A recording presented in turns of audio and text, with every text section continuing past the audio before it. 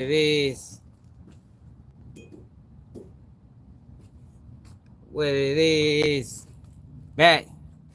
We back. It is, people. What it is. Hit that like button. Make sure you subscribe to the channel if you're new, man. Make sure you subscribe to the channel if you're new. We should be at 50,000 subscribers, man. You know what I mean? One of the only ones been keeping it real the whole time. Never wavered. You heard me? Way by flip flop. G man, what it is? Way by flip flop. Kept that motherfucker silent, man. You know? What's up, though, y'all? I don't like how that shit look. I gotta stay get away from that light. Snake House. Charlene, what's up, baby? How you feeling, man? You got the hospital yet?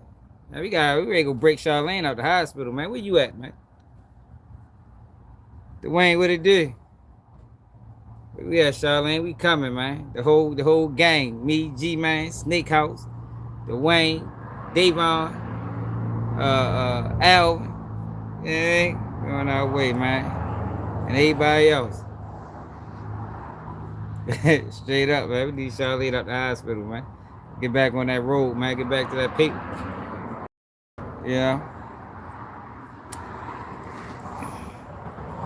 Yo, but what I've been telling y'all, man. X World, what it do? Yo, the federal government does not give immunity to victims. Victims don't need immunity, y'all. It's like the federal government extorted all these people. That's what it sounds like. The federal government put the press on all these people. Every single person on the stand held crimes over their head. Look, it's either you gonna help us. They threatened them. Yeah, the federal government coerced every fucking witness and every person in Diddy case. Like, how many immunity deals are people gonna get? Like, yo, everybody that we know got on the stand got immunity, man. And I was telling the other day, that 50 Cent baby mother got immunity. They all got immunity. So you keep having fevers.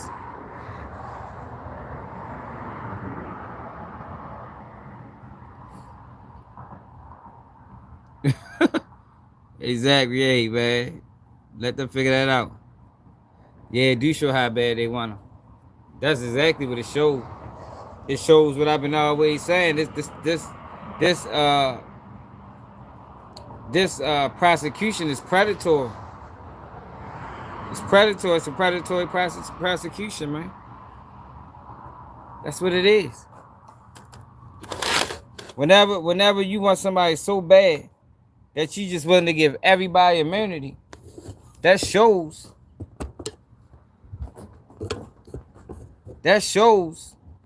your true intentions. You know what I mean?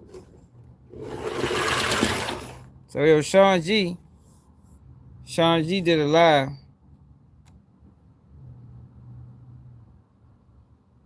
earlier titled Tenny Gargos snatches Jane Doe's soul under cross-examination. Like I told y'all she was gonna do. I told y'all once they get this girl on the cross, it's a wrap. I mean, you can only hold on. Tough with the lawyer. You can only hold on to lives for so long, man. You can only hold on to lives for so long. Let me move down this way. Get out the motherfucking light. Yeah, that's better.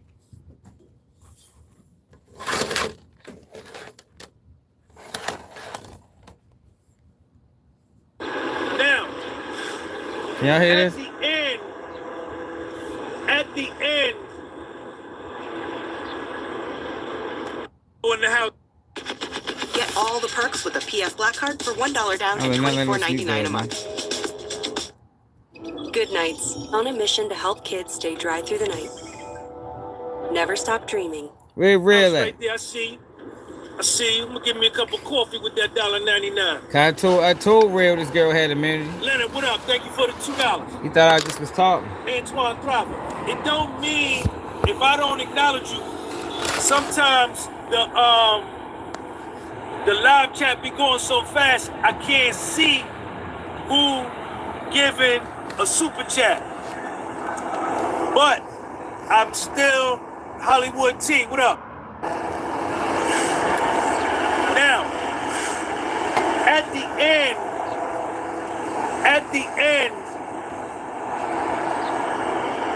I ain't gonna lie, yo. Of the court. Sean G is doing great work at that Diddy trial, man. They got Slew Shop. Yo, he is doing great work at that Diddy trial. Like I can't lie. He doing this thing with that motherfucker. It don't help. No, it don't take away from the fact that we've been saying this since the beginning, way before the trial. Way before the trial. And he just relaying it back perfectly in real time. Session, they had an argument. The prosecution team and the defense team. So this is what they was arguing about. This is at the end, but this is very important. Judge Submarinian asked the prosecution, like, yo, when y'all gonna finish up? So Assistant U.S. Attorney Maureen Comey said the prosecution is probably gonna wrap up next week. By Friday, they gonna be done.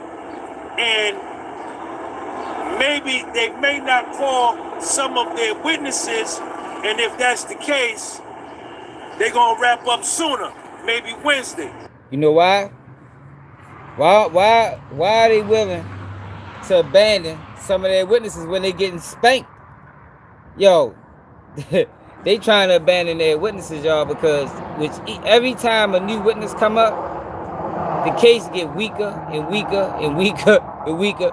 Like, yo, I told you yesterday, what Lauren LaRosa said, yo, I agree. The prosecution should have stopped calling witnesses last week.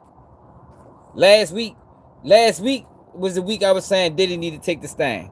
I ain't saying that no more. They don't need to do nothing but sit there with gray hair and let his defense team work. You heard me?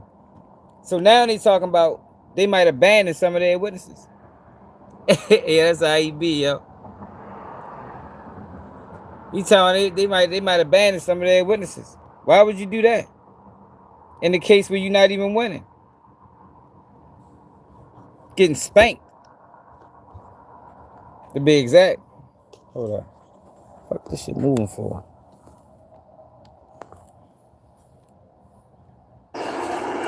So then the judge asked Mark Agnifilo, who is Puffy's lead attorney, well, when y'all gonna be finished? Mark Agnifilo said, well, it depends. He didn't want to show his hand. Yeah, if I was a defense team, I wouldn't call no witnesses. Yo, they is getting spanked. I'm talking about they mopping the floor with them in court right now, y'all. Mopping the floor with them.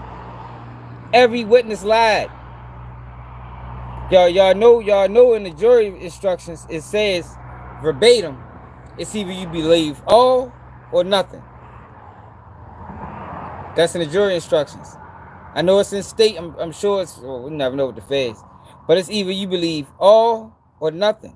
You can't cherry pick information from a witness testimony. It's either you believe everything this witness is saying, or you believe nothing this witness is saying, and they all been court lying.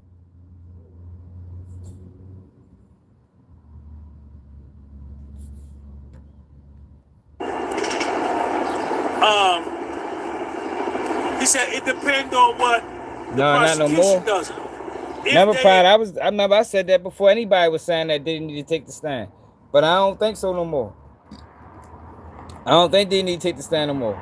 His defense is doing it. I don't even think they need to call no witnesses. At all. Just let the prosecution do what they do and rush the case. I think they have done enough and created enough doubt and showed that all these girls was complicit. All these girls committed crimes. All of them got immunity. And all they got to do is explain the immunity deal. They explain what an immunity deal is and who gets immunity deals. The prosecution, the jury, I think a juror understand what's going on just based off of that. Like, there's no reason to give a victim immunity. Victims don't get immunity. Why are you giving a victim immunity? She's a victim. Victims don't get immunity, y'all. People only get immunity when they committed crimes, man. Capricorn Clark got immunity. Cassie got immunity. 50 Cent baby mother got immunity. Mayor got immunity. The guy that got on the... Everybody got immunity.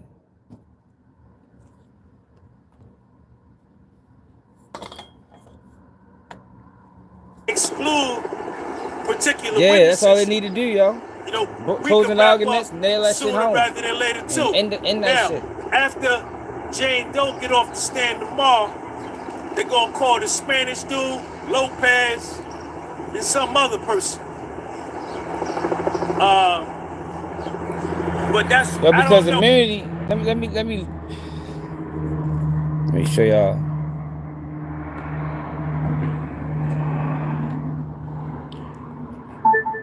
Why do people get immunity deals? Protection from prosecution for certain crimes. According to attorneys.media, at its core, an immunity deal is a bargain between the government and a potential witness or defendant. In exchange for providing information or testimony that may be self-incriminating, the individual receives protection from prosecution for certain crimes. They all committed crimes, y'all. They all committed crimes. No. Siobhan, what it is, This baby? right here, I think Jane Doe Ivan, what it is is? like their juiciest witness since Cassie. Now, What's up, Davon? Hey, Ivan, you must be paying attention to the trial. Diddy bop right out this motherfucker. I'm trying to tell you. Diddy might crip walk out this bitch. He might Harlem Shake out this motherfucking case. This case garbage, man. They should have never prosecuted it. Exactly. And I think if the defense nailed that point home during closing, I think at least one juror is gonna be like, yo, that dude, like, that is a little wild that everybody got immunity. Like that I don't think we seen too many cases like that. what they was arguing about at the end of court, it lasted about 20 minutes. I think Cassie was forced too. I think all of them was forced. That's why they all got immunity. The feds came at all these people with charges, man. Every single one of them. The feds came at Capricorn Clark with charges. They came at 50 Cent baby mother with charges. They came with Cassie with. They came at every single one of them with charges, and it's like, yo, you either gonna cooperate with us or you gonna get charged in this RICO. And that's what they did. And you talking about people that's, you know what I mean, Cassie, the other girl, they probably was scared to death. But this is the game they play. That's why people don't like fucking with them, because they're trying to treat a suspect. Treat a victim like a suspect. You understand what I'm saying? But in this case, these ain't victims. These are all suspects. You feel me? 50 Cent baby mother trafficked drugs from California to Florida twice. Told you, Capricorn Clark was setting up the freak offs. Capricorn Clark was buying drugs, getting drugs to Diddy. Cassie, other girl, was paying sex workers. They all committed crimes. If Diddy is an enterprise. You understand what I'm saying? If they saying Diddy is an enterprise, all these people is co-defendants. And that's what I've been telling y'all for weeks now. And people is slowly but surely starting to come around and see it for what it is instead of what they want it to be. The narrative is these are victims.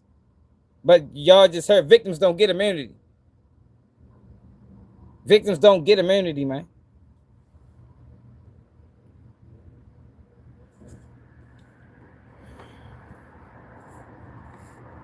I don't know where the fuck Real at. We need him here. If you notice, Real been disappeared lately. He was here every day before the trial started. The first week when Cassie was testifying. Now shit's starting to break down. You know what I'm saying? No more. He tapping in and out. Immunity. Look, right? Here we go. Go back. She was granted immunity. But that's, I don't know. What's up, Haley, baby? This right here, I think Jane Kid Cudi got immunity too. It's like their juiciest witness since Cassie. Now, what they was arguing about. Matter of fact, I don't think Kid Cudi. Kid Cudi might be the only person that didn't get immunity. He might be the only one that didn't get immunity, but he lied. Kid Cudi testimony shouldn't even have been allowed. If this is a state case, Kid Cudi wouldn't be able to testify. See, the feds is allowed to use hearsay. You know, that's how they took down O Block with them fake ass charges, the weak ass murder case they had. Because they're allowed to use hearsay. So Kid Cudi was allowed to testify to details of a situation that he ain't even sure Diddy even played a role in. Diddy never admitted to it. There wasn't no witnesses. He didn't see Diddy on the camera. He had cameras there. He testified that somebody moved the cameras. Was it Diddy? No. So how you bring this man in to testify to a crime that was committed that you don't even know if he did or not? Like, yo, I don't really understand how that.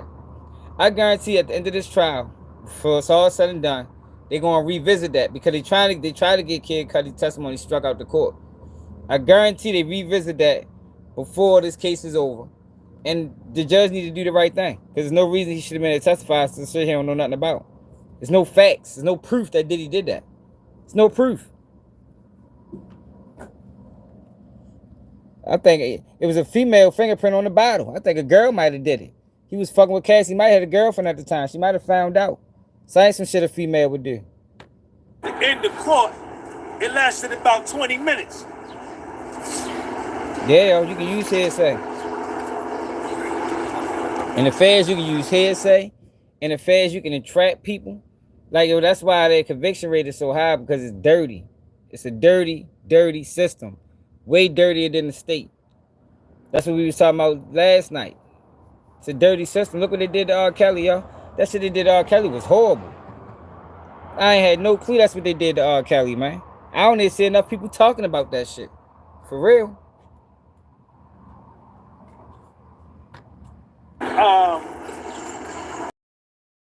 Jane Doe has been granted immunity, right? She was granted immunity in November 2024, I think, after she went to the grand jury. Now, hey, Siobhan, what happened as to we your all know, at first, Jane Doe was down with Puff. She was over here. I'm on the team. What happened to your what's it called? Then she switched up, and then she got down with the prosecution. She said, "The hell with Puff. I'm getting down with the prosecution to help send Puffy to prison for 30 years." Jane Doe was a rock jumper. What you think they told her, y'all? Listen to what he said. What you think happened? She was gonna be on Diddy's side. Then she switched. What do y'all think they told her, man? Man, we seeing these text messages. We seeing these text messages. We know you was playing the freak offs. You know what I mean? You know that's against, that's a federal crime. Paying sex workers to come across state lines, that is a federal crime. They accepted it. They threatened them, man. That's why she switched, just like they did all the rest of them. They threatened them. They made them switch sides. Look, let's see if you're going to work with us or we coming with these charges, because Diddy's getting charged regardless. We don't give a fuck what we got to do to make it happen. His ass is getting charged. So let's see if you're going to work with us or you're going to get charged with it. And these people aren't like hardened criminals. Yeah, they all committed crimes, but they ain't like me or somebody else that been committing crime their whole life. who done committed crime their whole life. The average one of them, they gonna say, man, fuck, I ain't never been to jail before. You talking about going to the feds? It wouldn't matter if it was 6 months. They ain't trying to do a day. You heard me?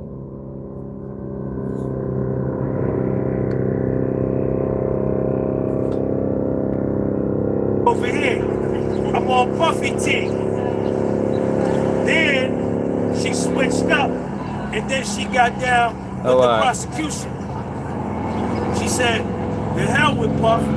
I'm getting down with the prosecution." Roger Bonds to a help bitch. send Puffy to prison for 30 years. And fuck Roger Bonds. Jane Doe is a rock jumper. I don't like nothing about Roger Bonds. Roger Bonds, I don't like nothing about Roger Bonds or none of them dudes, man. Them dudes ain't solid. Diddy gave Roger Bonds $25,000 for his son attorney. Roger Bonds wanted $100. His son went to Africa with somebody he didn't know. Like, yo, do people even know Roger Bonds' story? Like, yo, Roger Bonds, I did a video on it. Laid out the whole situation. Roger Bonds' son went to Africa with a guy that he met in the joint. The guy bailed him out. Why Roger Bonds ain't bailed his son out? He could have saved him then. Like, he keep talking about his son and Diddy did me wrong. Why the fuck you ain't bail your son out when he needed you? A fucking stranger bailed him out. And I guess the deal was, if I bail you out, I need you to go to Africa with me because this man girl was dealing with somebody in Africa. So they fly from the United States all the way to Africa. Don't know nobody.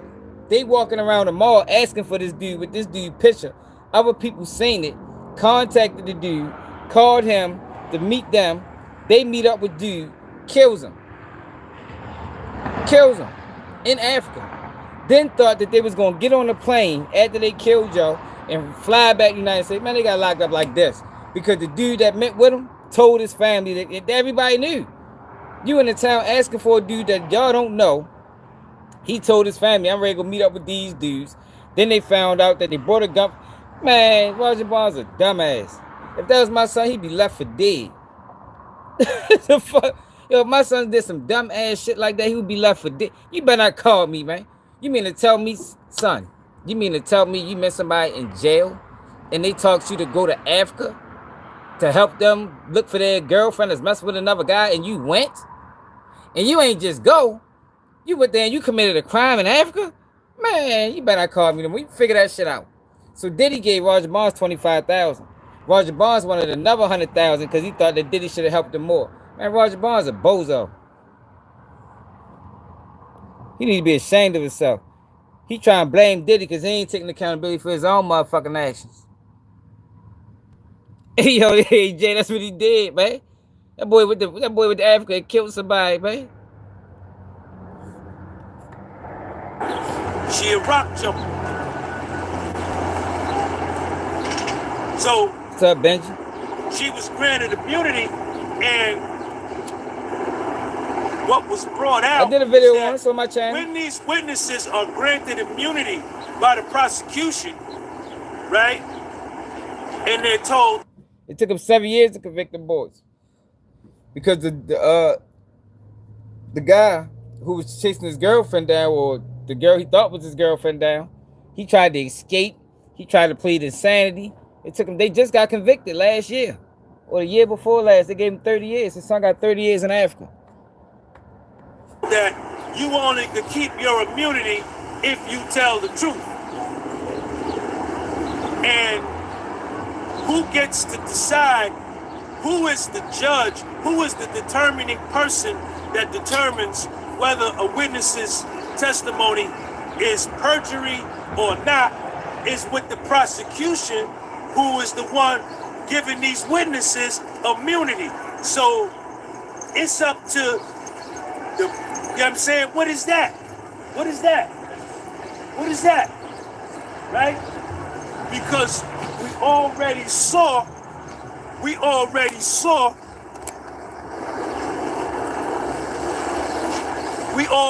that like button, y'all. We only got 24 likes. Subscribe to the channel if you new. Get immunity from prosecution.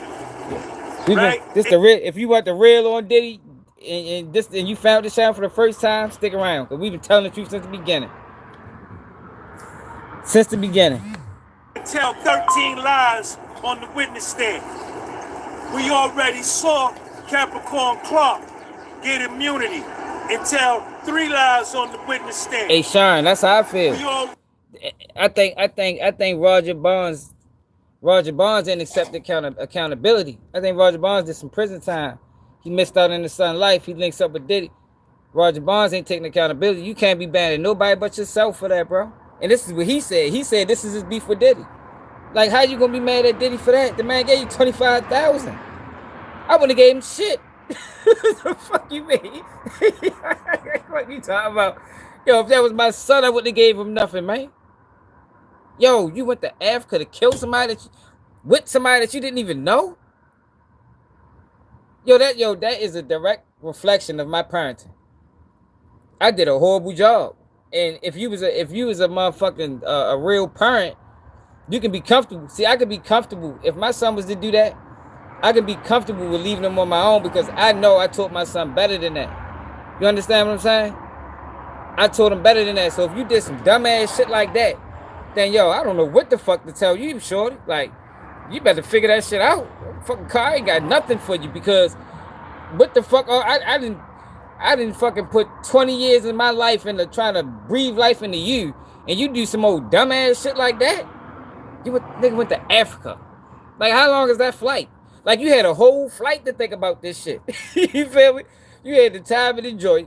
You had a whole flight to be like, yo, I don't know if this is a good idea, man. Like, what the fuck? Let me go back. You know what I mean? Man, fuck out of here, man.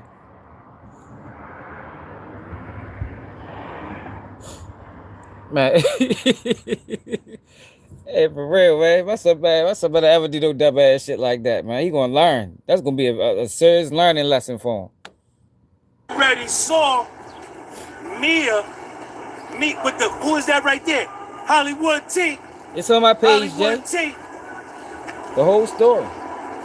Hit the like button, good people. It's Thank you for worse real than that, unbiased to be reporting. Thank you for getting up every day and going there. That's the short version. We appreciate you. We appreciate you tremendously. The All-Stars need no music. The All-Stars need no music. Hollywood T. We already saw. Salute to Michigan, man. Mia singing off. Meet with federal prosecution 27 times and tell a whole bunch of lies on the witness stand. We already saw Cassie get on the witness stand with immunity and tell a lie about the balcony joint. That was a lie. Come on now. I need 500 thumbs up. I need 500 thumbs up. Yeah, 16 hours to change your mind, my nigga. This is Mia. She wanted to take her brand nationwide. Shit, how I be looking at nigga, you could have called me. You had 16 hours, nigga. I'd have told you, nigga, fuck no. You ready to do what? What the fuck you ain't? You better just fuck him. That just show you he wasn't really no father. So how can then you be mad at Diddy? That nigga ain't even call. He had 16 hours, nigga. He could have called you at any given moment. He could have sent you a text on the plane, nigga, airplane mode, nigga. Commit perjury last week under the cross-examination of Nicole Westmoreland. Just tell a cold-blooded lie that Puffy was in Los Angeles. He was in Los Angeles at Cassie's crib, and he hung her over the balcony. Brianna Bogerland testified to that on the stand under oath. You understand? Sean Stallings. That Puffy did that to her. Right? And then she said, check this part out. She said, oh, Cassie didn't see it. I was smoking a cigarette. Nah, I was smoking weed. Then I was pretending. She told 3 different stories about this balcony incident at Cassie's apartment. But if you look in Cassie's civil suit on page 19, paragraph 102, Cassie in her civil suit that she got 20 million from Puff from said it was at a hotel suite. Cassie said it was at a hotel suite in Los Angeles. Come to find out, it couldn't have been at Cassie's crib because Cassie was here in New York With with Diddy. Puffy at a signing at Macy's, and they was up in Harlem at the benefit my honest Boys and Girls opinion, and they my honest opinion for real is that, yo, this ain't even about convicting Diddy. Like, I don't think they want Diddy in jail. I think they want Diddy image tarnished. I think they want Diddy legacy tarnished. Like, I think that's what this is all about. Air out all this dirty laundry. That way you never look at him again, never look at him the same again. Because, yo, why would they put together this case that's so loose? Like, it's so many loose ends in this case. Everybody got together and concocted a story, and it's all falling apart. It's all falling apart. I don't think this is about Diddy going to jail. I think this is about exposing who Diddy really is. That way, he'll never be who he was before these charges came down on him.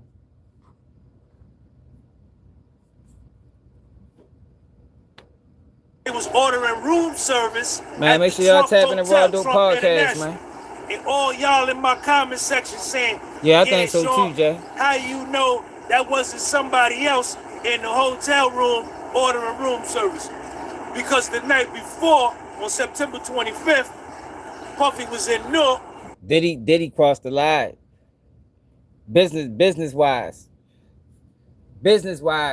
Diddy crossed the line, man. Diddy crossed the line when he went against that company that's worth $51 billion. This is a lesson. You know what I mean? That's why I be fighting against it. Cause yo, who the fuck is you?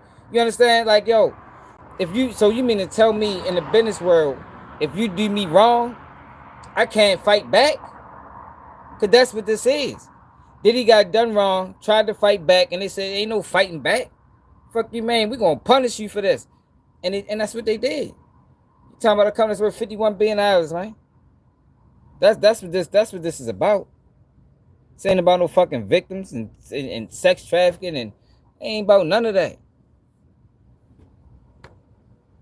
On stage with Little Kim. This about staying in line. On September 26th, he was up in Harlem, and at the y'all know I'm a habitual line jumper. So whenever I see a situation where they try to make a motherfucker stand in line, I'm gonna stand with them. Man, fuck that. Fuck you, man. You just gonna fuck me over. Like, y'all see, the thing is, I don't know what pages everybody been following, but y'all know we've been covering that shit over layer by layer. We went to the interview where Diddy was talking about his beef with Diageo. Do we gotta go back to that? Do people remember that interview and what Diddy said? And how they tried to do him? When he was talking about, yo, I turned Ciroc into a multi-billion-dollar industry. I mean, liquor by myself. Mind you, he tricked us into believing he owned it. He was like a brand ambassador. He didn't even really make no money off that shit for real. He made some money, but so he came to them with a proposition. Like, all right, my brand ambassador deal with Ciroc is running out. I got this Diageo. I want y'all to help me push Diageo like y'all help with this, like we did the Ciroc thing. They tell him yeah. They tell him yeah. So Diddy finds out that Diageo ain't selling. Why Diageo ain't selling? He sends his people to Mexico to check on the guava, I guess the liquor, the fields where they grow the liquor at, the guava plant. They don't got not one plant for Diddy. De Leon. They don't got one plant for Diddy, not one. So he sued him for racial discrimination. Then he find out it was racial discrimination because there was some people in that building that never even liked the fact that Diddy was even a part of the situation. So they settled on the low, undisclosed. Nobody know what happened. And after they settled, Cassie lawsuit dropped. Federal investigation started. Like, yo, come on, like that's what this was all about, man. He explained it. See, but people don't be following the right channels. People want to push narratives. Most of these channels not really interested in telling the truth, especially the ones that's running with mainstream media. You ain't never gonna get no truth out of them. On 34th Street doing the signing, so he was definitely here with Cassie. So they couldn't have been in Los Angeles, right? he wasn't even trying to be the competition. Right. Eventually, Dwayne, I think that's how they looked at it. I think eventually, I think that's how they looked at it. If we promote DeLeon and give him his own brand, yo, Diddy might own his own. I mean, he might be growing his own guava. Now he got a whole. You understand what I'm saying? They stopped it. And then when you come back with, yo, you discriminated against me because George Clooney got that other liquor. What George Clooney got? What's that liquor George Clooney sell? That motherfucker banging. You understand what I'm saying? So why the fuck, like, yo, why you not pushing me like you pushing, yo? What's the George Clooney shit, y'all? Who be drinking this shit? Y'all know what I'm talking about.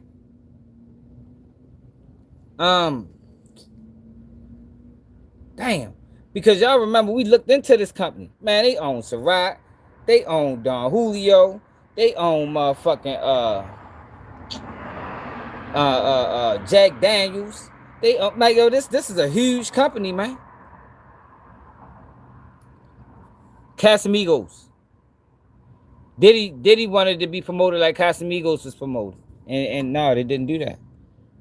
All of the prosecution's witnesses. David James got up there and told a lie. Kid Cudi got up there and told a lie. Every witness the prosecution has presented in this case has hit that like button, y'all. Been inconsistent and misrepresented facts in this case, in the face of the judge, in the face of the jury, in the face of themselves, in the face of the court, in the face of the world. You understand? So this is what they was arguing about, and the defense is like, if the prosecution is the one that decides if they telling the truth or not, immunity don't mean nothing, right? And you know, because the prosecution always be real. Thank you, sir. You worked hard to cross that finish line. Now it's time to celebrate those memories. At Michaels, we help you preserve your keepsakes with custom framing that brings your victory to life. Because every achievement deserves to be beautifully remembered. Michaels, frame your victory. It's citrusy, sweet, and sour. Join the crawl, scoop it all. Baskin Robbins, seize the yay. Prosecution evidence these personal diary entries that Jane Doe has, and you know, they was arguing about that. Let me go back. Some people must not remember that interview. Let me go back and show you. Diddy talks about beef with Diageo. Diageo. Here you go, right here.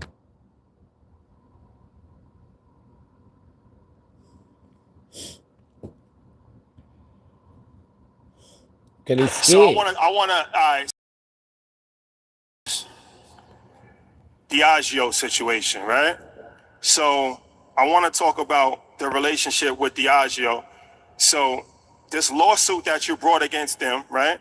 People might not know, but I think Pharrell was the actual first one to sue Diageo, and it was for unfair treatment. So you had a historic relationship with them, 15 years, going back to Ciroc, DeLeon. I never even heard of Ciroc until you started doing the commercials, blew it out the wall. This is intentional. You don't need to typically see people do this.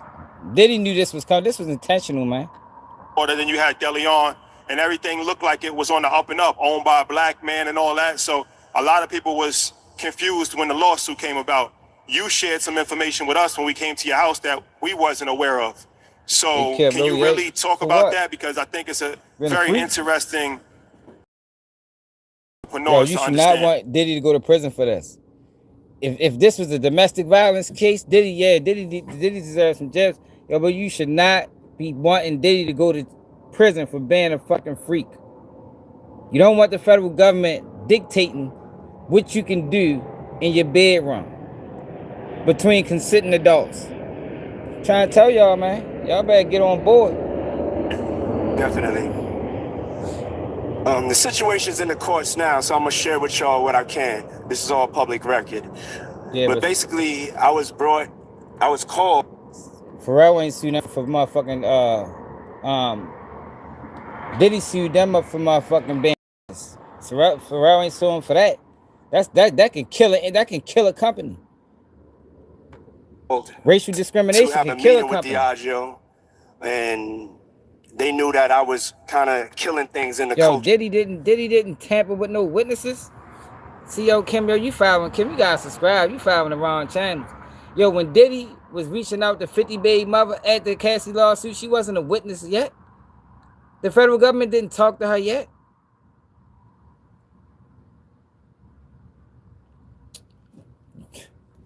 Kim, subscribe to the channel. You must watch Sister Tells. Sister Tells is lying. She been lying since the beginning. Sure. And they were trying to fix their diversity problem. And through that, a meeting was set up, and I told them, you know, I want to be an owner, that I have these ideas from promoting parties at Howard, just remembering that I will always get the door and never get the bar. And so I said, I have aspirations to have black-owned brands owned by black people behind the bar and a part of your organization. Okay. They're the biggest distributor I'm saying they lying. Let's see in the who world. Right. The lawyers are me. Biggest maker of spirits in the world. So we get a test project. I'm looking at their portfolio. They said we could start something from scratch. But I'm looking at their portfolio, and I remember one night, the lawyers been lying I since was the having beginning. a great time with Ciroc. I had some Ciroc. It was made by grapes. And I remember, you know, having just such the greatest time. And so the light bulb went off in my head. I said, I don't want to wait and develop nothing. Let me show you what I could do with Ciroc. Let me show you. Yo, there's no proof that Diddy paid that man. Did they provide proof? Did they provide receipts? Did they provide bank statements? Where's the proof that Diddy paid for that tape other than his word? And you know that's a crime, right? If he sold that tape to Diddy, he committed a fucking crime. Ain't that a crime? So how is Diddy charged and he ain't? If they both committed crimes. Pay attention, Kim. How I could turn your revenue around. They were losing $40 million a year. And I went and turned it around and took it to 2.6 million cases from 40,000 cases. Okay? And so this is something that's never been done. 2.6 million cases to 40,000. That man turned Ciroc into a motherfucking $1 billion brand. For that. So 15 years later, even though I had that success, I was always fighting for Ciroc not to be pigeonholed. Not to be pigeonholed as a black brand, not to be pigeonholed as an urban brand. I already went through that. I went through that with Sean John. They put me in the urban section. I had to go and disrupt the fashion industry, pull up on Fashion Week, and show them what that black excellence swag is about. And that's what we did with Sean John. Jamie Foxx, Diddy ain't do nothing to Jamie Foxx. Hey, y'all gotta stop listening to these people, man. Where's y'all getting this information from, man? Diddy ain't do nothing to no goddamn Jamie Foxx, man. Ain't no proof. There's no proof to that. There's no proof that he did anything to Jamie Foxx. Jamie Foxx said Diddy didn't do anything to him. Like, yo, we gotta stop with these frivolous claims, man. First, Diddy was fucking with kids. I told y'all, yo, ain't no kids. Ain't no kids in this. Ain't no entertainment buddies in this. This is all girlfriends. I told y'all this 7 months ago. 7 months ago, when the whole internet was lying. Yo, I'm telling you, who's next? Jay-Z next. Yo, Kanye gonna testify. The whole internet was lying. I told y'all, yo, this is girlfriends. Diddy parties and Diddy freak-offs aren't the same. For the people that's over here, y'all can vouch. I've been saying this shit for 7 months. 7 months. Now we saying it in court and people are still wild thing. Well, Jamie Foxx, he coming at the Jamie Foxx might take the stand. LB Shore is gonna take the stand. Lil Raw is gonna take the stand. Jane Dale, no the fuck they ain't, cause they ain't credible. They ain't credible. Y'all don't think they taught the Lord Rod? Why Lord Rod ain't on the stand? Because they know his story is frivolous. Why Jaguar Wright ain't on the stand? Because they know her stories are frivolous. There's no proof to it. Just like ain't no proof to a lot of these things. But you don't want to put them people on the stand, man. Make this shit a fucking circus. It's already a circus. Be honest.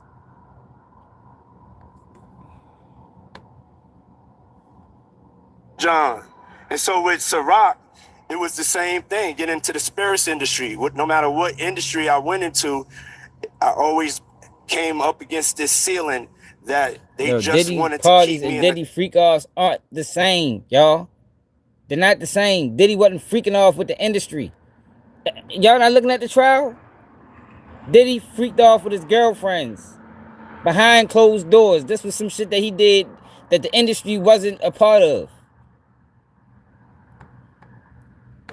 the colored section. I would say for businesses, you have white-only business. I know he just said like you have white-only bathrooms back in the court. days, and you have black-only business. And so my fight is to always make sure that we could just do business. I want to be treated equally like anybody else. And so that's what the fight is about. And it's not me just fighting for me.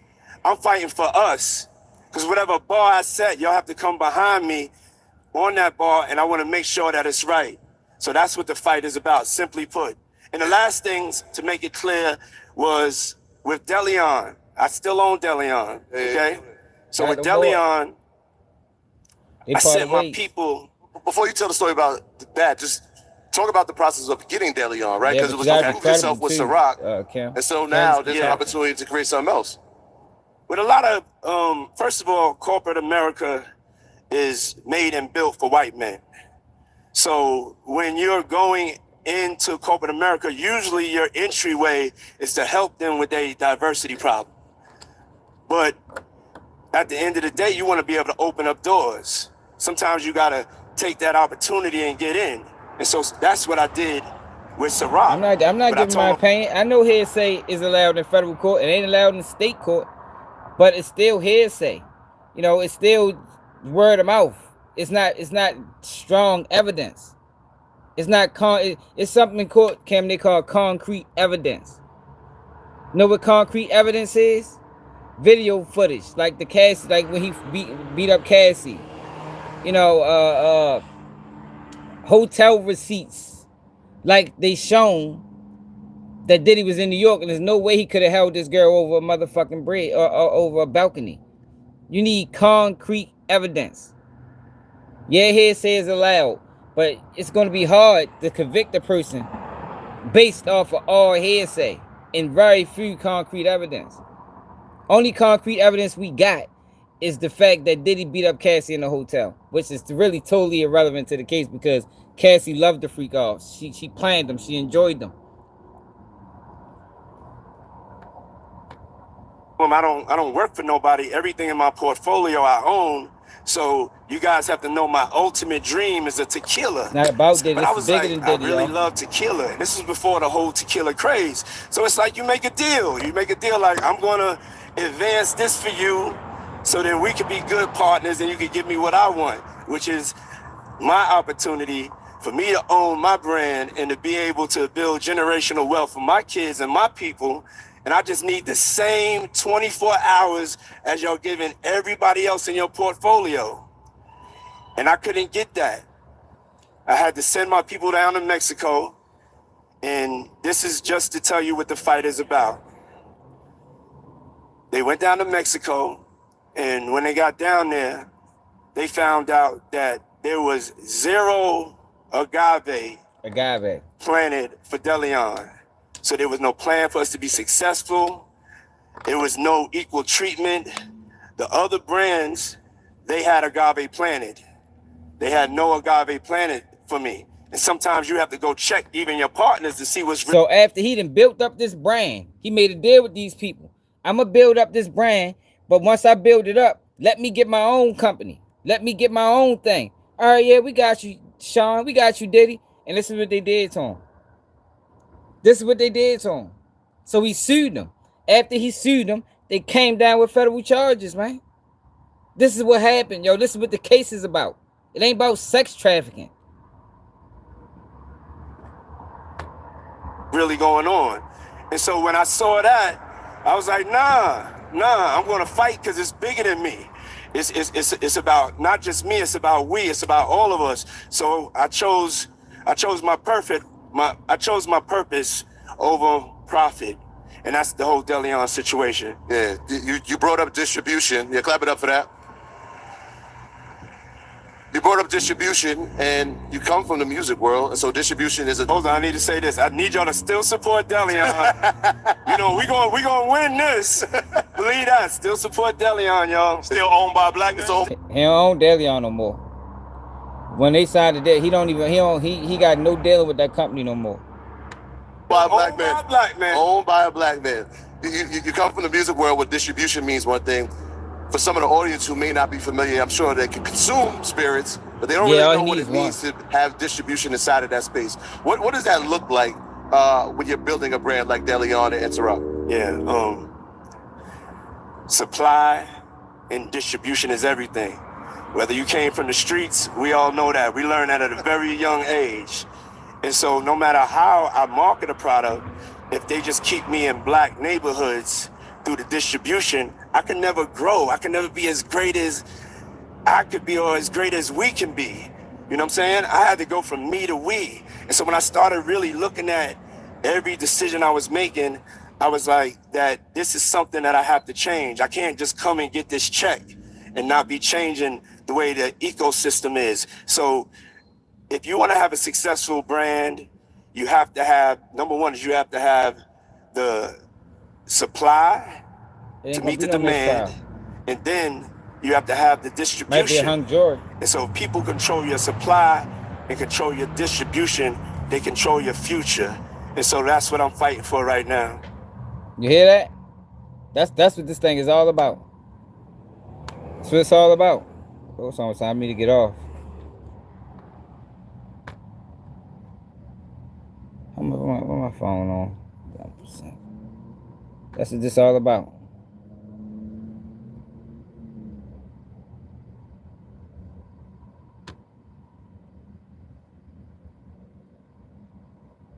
Booking.com has all kinds of stays because a city hotel is right for some, but not quite right for others.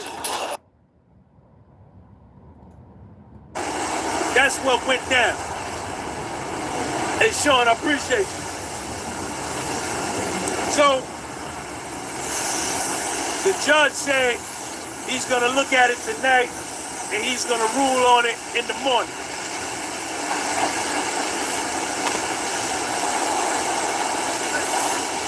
Right off the bat,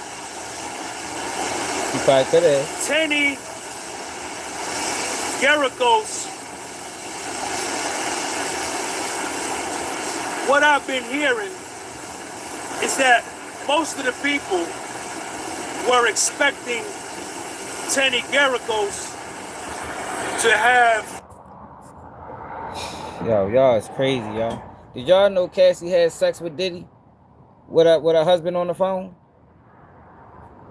Did y'all know that? Did the page y'all follow miss that part of the testimony? I'm sure they did. Did y'all know that Cassie had sex in 2018, years after the freak-offs? Years after the freak-offs, with her husband on FaceTime? Did y'all not? Is that an abused victim as well? Do abused victims do that? Do abused victims leave their abuser years later and come back and have sex with him while they married? And have the husband on FaceTime as well? Let me know, because that is new to me. Maybe I can learn something new. Is that a characteristic of somebody that's been domestically abused?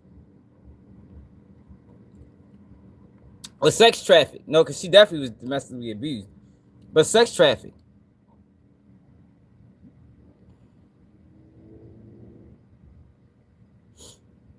No, I ain't gonna say she wasn't abused. She definitely was abused. But I'm talking about sex trafficked. That's what he's charged with. Man, of course, she love that shit, man. She said it. in hella text messages. A got you moment like Nicole Westmoreland. And she didn't have that. So they forced Cassie to testify by waiving charges over her head.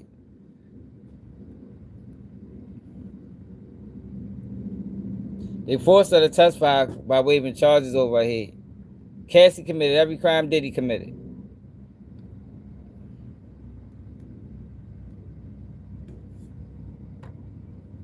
Tenny Garagos has ripped this girl's Appreciate it, Rich. And her soul straight up out of her body. Go back to the beginning. You been saying the same shit the whole time.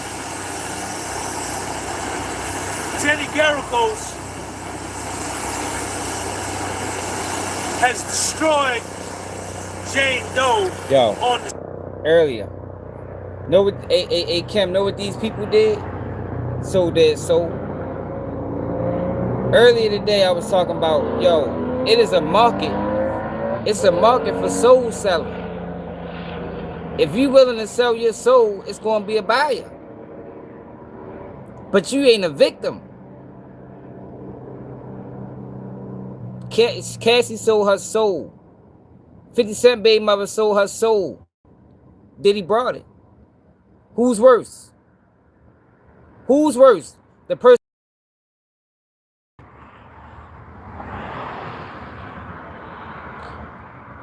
Who's worse in that situation? The person willing to sell their soul or the person willing to buy it?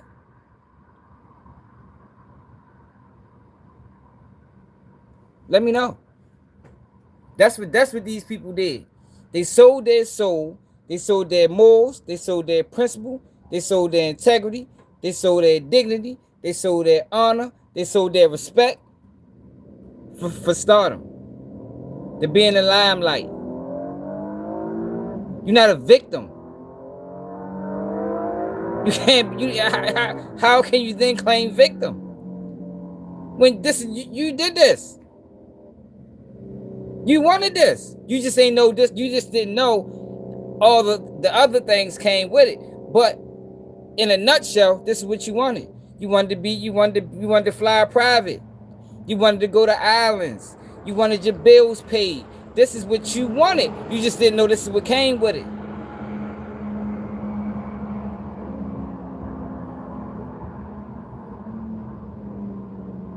I ain't say it wasn't. I'm saying she sold her soul. Just like most of these people sold their soul. Stand in her own way. So right off the bat, Tenny Garagos comes out and says,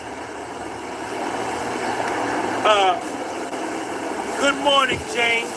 And Jane, Jane is corny. Jane is whack. Good morning, Miss Garagos. Miss Garagos. Get your ass up out of here. Fake ass. So, Miss Garagos, right off the rip, goes to a text message dated December the 20th, 2021, where Jane Doe texts Cabral, the male entertainer, good morning, love. How you feeling? Puffy ain't nowhere around. It's just Jane Doe and the male escort by themselves.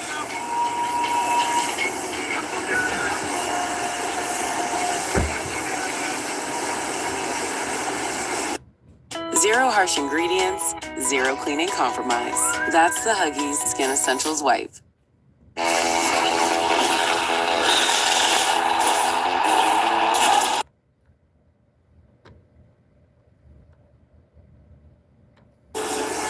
We had a pretty intense night. Cabral texts her back. Yeah, that was the roughest sex we ever had. Jane Doe sends Cabral an emoji with the head, the top of the head blown off, the mind blown, and then Jane Doe asks Cabral, send me something. Send me something. Meaning like an explicit picture. Puffy ain't nowhere around. On 12/31/21, Jane Doe has a 3-day hotel night. Puffy had a New Year's Eve party at Star Island in Miami. Jane Doe, after Puffy had the party, he went by Jane Doe's house, right? And it was 3 dudes there. So after New Year's Eve, Jane Doe and Puffy had a hotel night. She was with 3 dudes. Boom. After that, January 1st, New Year's Day, after they get through with the hotel night, Puffy get on a flight and go on vacation with Gina. He go on vacation with Gina. All right, man.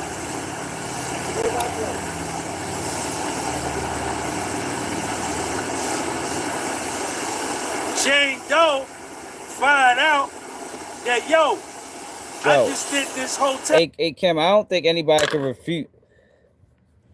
I don't think anybody can refute that Diddy abused Cassie. Mentally, physically, probably emotionally. But he didn't sex traffic her. That's the issue at hand, man. He didn't sex traffic her. He didn't do that, man. Nobody's disputing the fact that he abused her. He did wrong for that. I never speak up or speak out against a person that was domestically abused. But he's not on trial for domestic abuse. And she got paid. He paid for the... Diddy paid Cassie for the damages that he did to her. Gave her $20 million. She accepted it. That's all she wanted. Cassie didn't file criminal charges against Diddy. Cassie wanted money. Cassie got what she wanted. She wanted money. She got that. All right, y'all, we got like a 30-minute ride.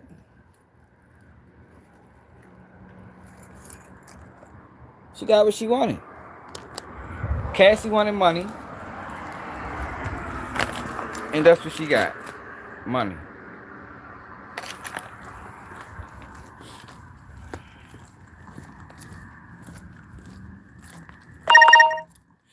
Yeah. I know what sex trafficking used to be. Sex trafficking used to sex traffic people who sex traffic women profited off of it. That's what it used to be. I don't think we ever seen a situation where a person got charged for sex trafficking and he ain't make no money. I thought you supposed to make money off your hoes. I thought that's what sex trafficking was. That's what they told us it was. That's what it's been since the beginning of time. You know what I mean? Sex traffickers made money.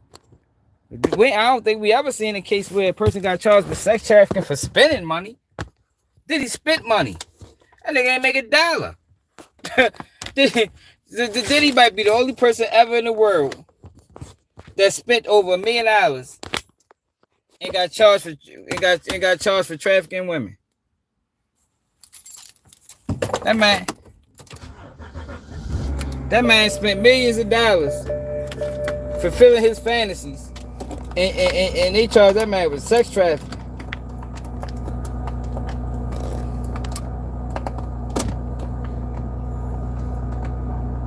Diddy, 50 baby mother was living in a mansion.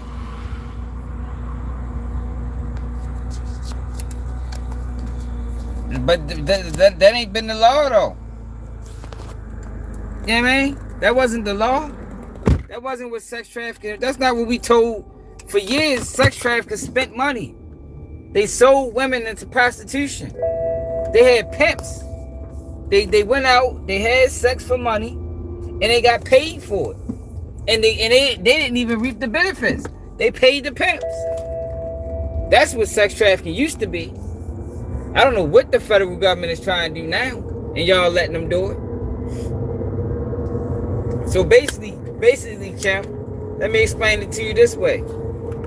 Basically, if your husband or your boyfriend is paying all your bills, hey Kim, let's say you don't work. Let's say your boyfriend paying all your bills. He pay your car note, your rent. He furnish your house. He do everything for you. And he want threesomes. I mean, he want threesomes. He want threesomes 2 times a week. The federal government is now saying he sex trafficked you through coercion. You know why? Because since he's paying all your bills, you're damn near indebted to him. You can't tell him no. Because your fear is now your bills ain't going to get paid. Who the fuck fault is that? That's what Diddy case is about. See, I be having to explain things to normal terms. In that case, Kim, did your boyfriend sex traffic you through coercion? Because you didn't really want to do the threesomes. But you were scared that if you stopped the threesomes, your bills wasn't going to get paid and he was going to break up with you. That's sex trafficking? Or is that just a relationship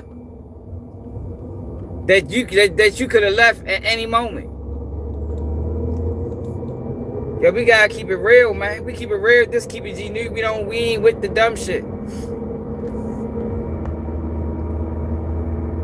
See, people don't even look at it like that, but that's what's going on. Diddy is on trial because what the federal government is saying, because Diddy was paying these girls' bills, or Diddy was in control of this girl music catalog, and he brought her houses that she couldn't consent. She couldn't consent.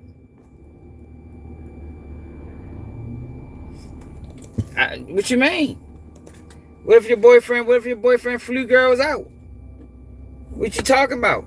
Let's say he flew girls to have, he met girls on Craigslist that was in another state and he flew them out. And y'all had threesomes 2 times a week. The federal government saying the federal government's gonna say you was sex trafficked. That's what Diddy was doing.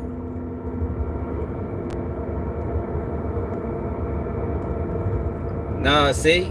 No, fuck the law. The law ain't always right. We going by morally. We going by what makes sense. The federal government is saying now in 2025 that is sex trafficking. And y'all people that's sitting there praising them is going to allow them to make that the new normal. And they're only going to attack black people with it. Diddy's charged under the Mann Act. There had never been a white defendant under the Mann Act since it been attacked in 1912. They never charged a white man for it. Hey, Kim, you ain't hear the scenario I just said? You ain't hear the scenario I just said? Your boyfriend will be paying them too.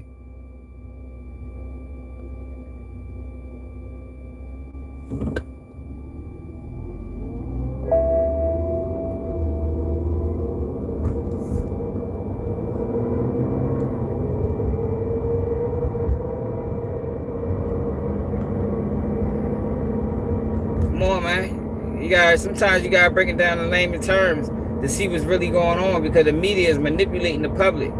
The media is manipulating people to believe it's something that it ain't. You see how simple that was? You see how common and simple that explanation was. You can't even explain it, because you know that ain't sex trafficking. That's just some shit y'all like to do. Or you might didn't necessarily like it. You liked it at one point. You liked it when it was once a week, but now he made it 3 times a week. But just because he was paying your bills, you was scared to say, no, I don't want to do it no more. Ain't none of them tell Diddy they ain't want to do it no more. And then when they did say they didn't want to do it, they did it anyway. Whose fault is that? Whose fault is that? How is that Diddy fault? Introducing voice notes that the girl wrote to herself, which should not be allowed in court, because what the fuck does that mean? Like, you didn't ever relay that to Diddy. So how the fuck is how is Diddy liable?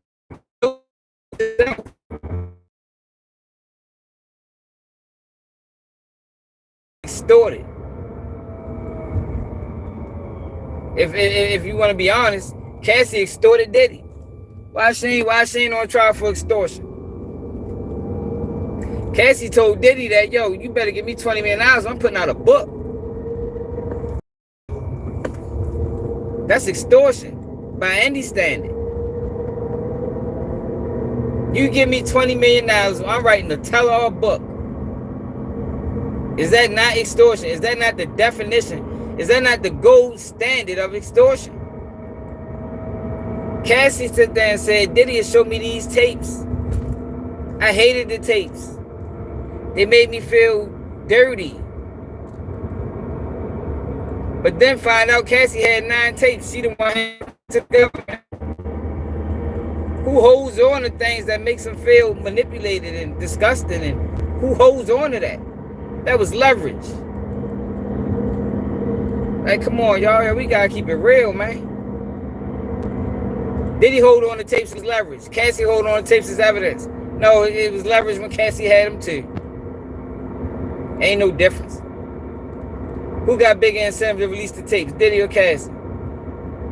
Who has a bigger incentive to release tapes, Diddy or fucking Cassie? Whose image will be tarnished the most? Who's the bigger person? Who's the bigger name?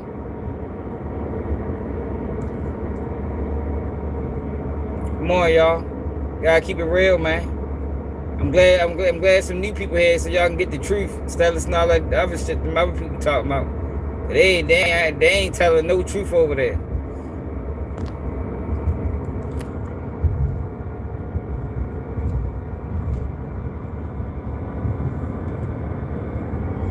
Hey, what you say,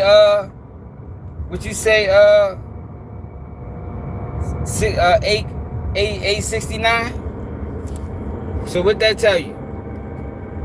That tell you none of them motherfuckers have a clean and righteous life. But they're not on trial. They're not facing 30 years to life.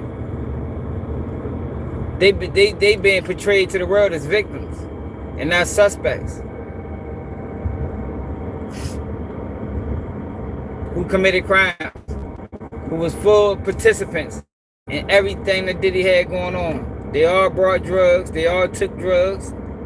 Some of them even sold drugs. They all elicited prostitutes across state lines. They all did it. They all did it. But they're telling you they victims. No motherfucking victim. Victims don't commit crimes.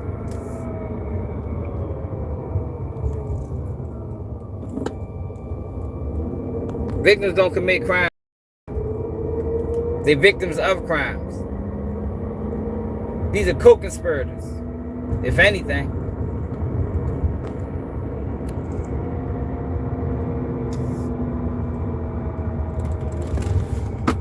You see, it literally says nothing about profiting.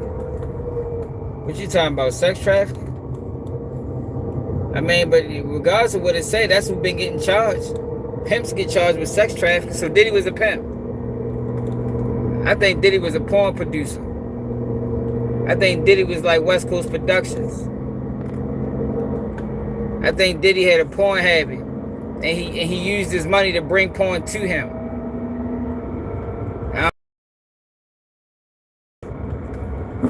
Oh, come on, man. What the fuck you going so goddamn slow for? Bitch, out the street, there. Why run your dumb ass over? Yeah, I don't think Diddy sex trafficked anybody. I don't think they showed any proof that he sex trafficked anybody. Especially 50 baby mother. Diddy told 50 baby mother 175 times to leave. Just ain't paying your bills no more. That's a decision. Most sex trafficking victims don't have decisions. You know what I mean? You don't have no decision in this. You gonna go out here, you gonna fuck these guys. If you don't, I'm gonna whip your ass. And after you fuck these guys, you're gonna pay me. And I might give you some money off of it, depending on how you act. Sex traffic victims was minors, was illegal immigrants, was runaways. Not high class hoes who was adults and knew what they was doing. And they sacrificed themselves for a lifestyle. They wasn't sex trafficked. They wanted in by any means necessary. What about Cassie saying, when Capricorn Clark said she told Cassie to leave, Cassie said, who I'm gonna go to, Jay-Z? He married to Beyonce. That lets you know her mentality. Cassie wanted to get on. And if she had to sacrifice every ounce of integrity and morals and whatever, she was going to do it. Who says that? Basically, she said, I'm already at the top of the echelon. I'm fucking with Diddy. If I leave Diddy, I can only go to Jay-Z. He got to be somebody just as big. Cassie wanted to get on, man. She wanted to get on. And if she had to suck and fuck her way to get on, that's what she was going to do. Not no fucking victim.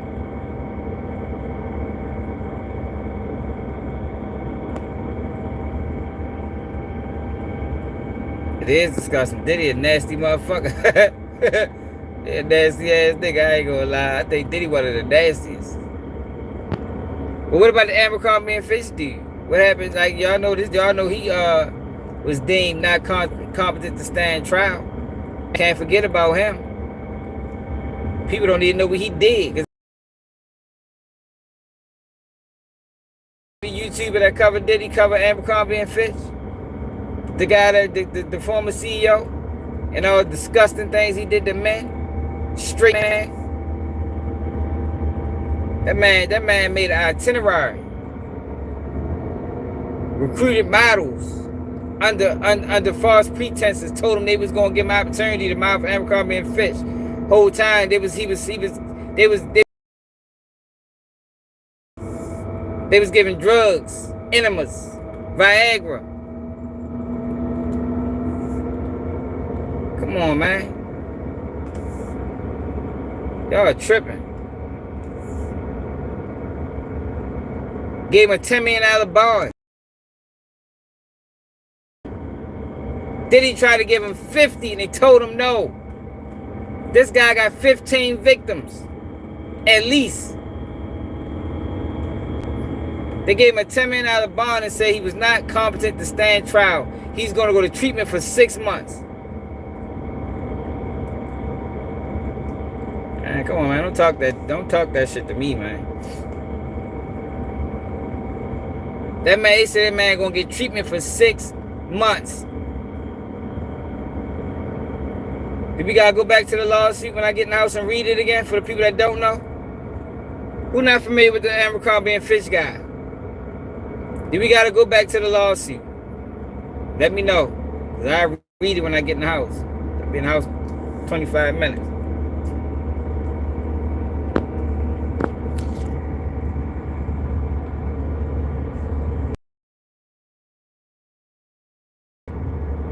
What's hearsay?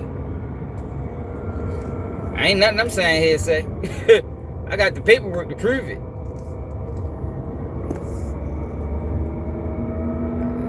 Well, all I gotta do is get right to the crib, pull the same computer out, and get to reading. Disgusting. Disgusting, dirty work. Yeah, man, $10 million bond, man.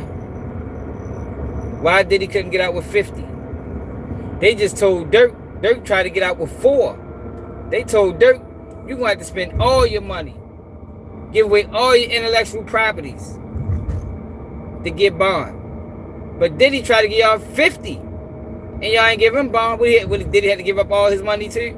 Like, man, get the fuck out of here. What, he had to give y'all $400 million? That's the only way y'all gonna let him out? But you just let the white... Man, y'all crazy as hell, man.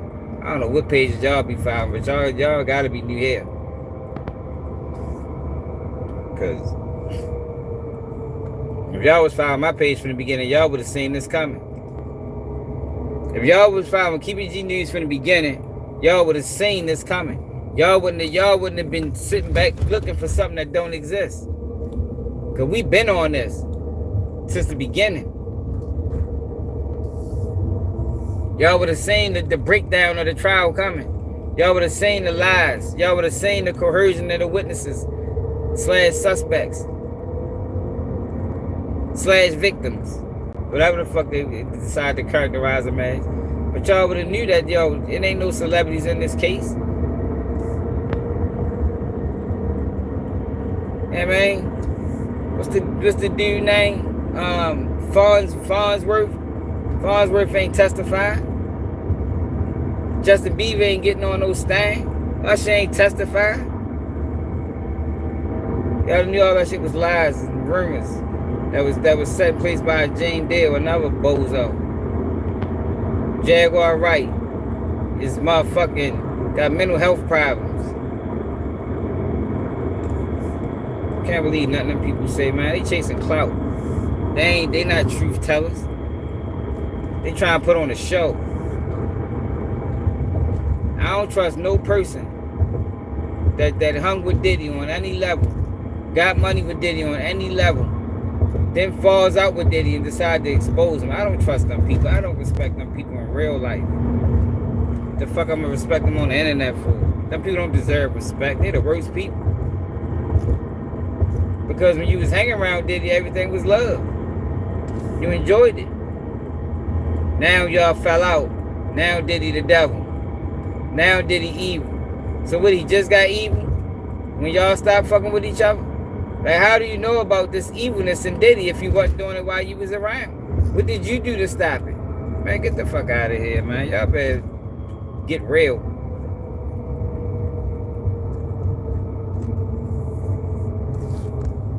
I don't respect them niggas. Them niggas don't deserve a voice, in my opinion.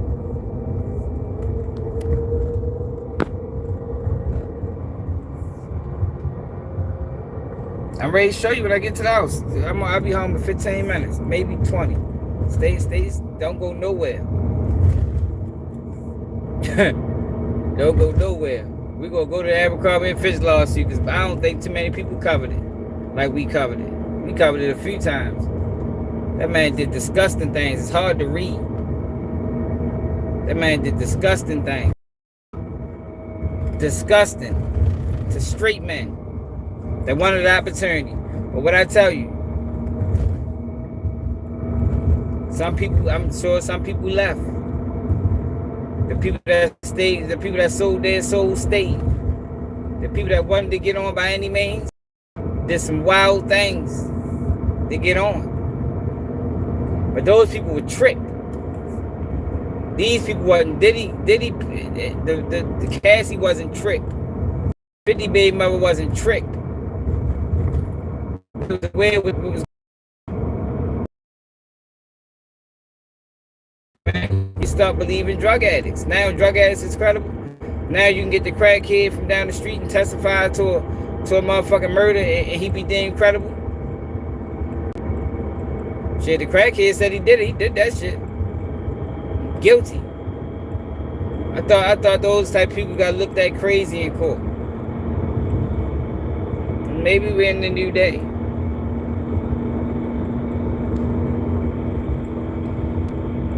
Maybe we're in a new day.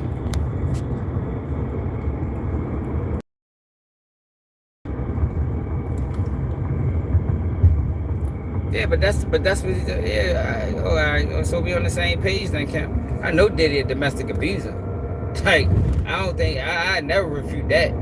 Diddy definitely a domestic abuser. But Diddy's being charged with sex trafficking. Diddy didn't sex traffic nobody. Through force or coercion. He didn't do that, man. Didn't do that. Diddy was a freak. And he had the money to make his dreams come true. And he did it. I think most people would make their dreams come true if they had the money to do it.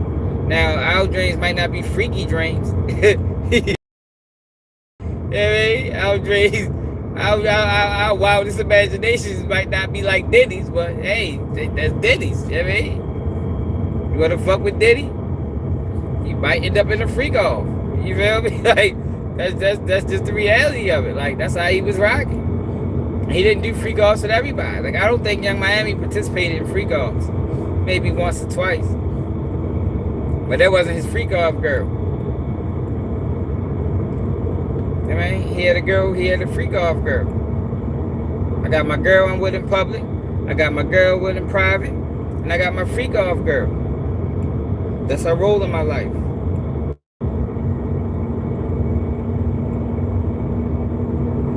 You know, is that a crime? If I had a girl I just called at night, am I manipulating her? Girl, then I only call her at 12 o'clock at night, every night. Am I having sex through manipulation? You know what I mean? Because she think I like her, even though I told her what it was. Is that manipulation? Some people. I ain't think nothing was wrong with it. I thought we all was on the same page. You know? I thought we had an understanding. Come 12 o'clock, that phone ring, you know it's me. Showtime. You know, but that was years ago, man. I don't want to live that life no more. See, I done lived the party life, man, so I kind of understand it. I ain't living to the capacity of Diddy, you know, because I ain't had no Diddy money. But I done lived a life where you got different women for different things. And you got women you just call when it's time to party. I ain't never think I was manipulating now. I thought we all knew what it was. You know? Especially when you're keeping it real.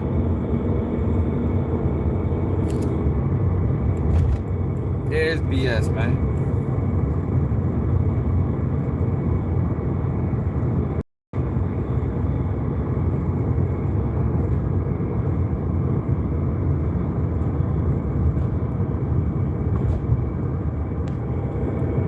Yo, everybody got immunity, man. Only person probably didn't get immunity is Kid Cudi.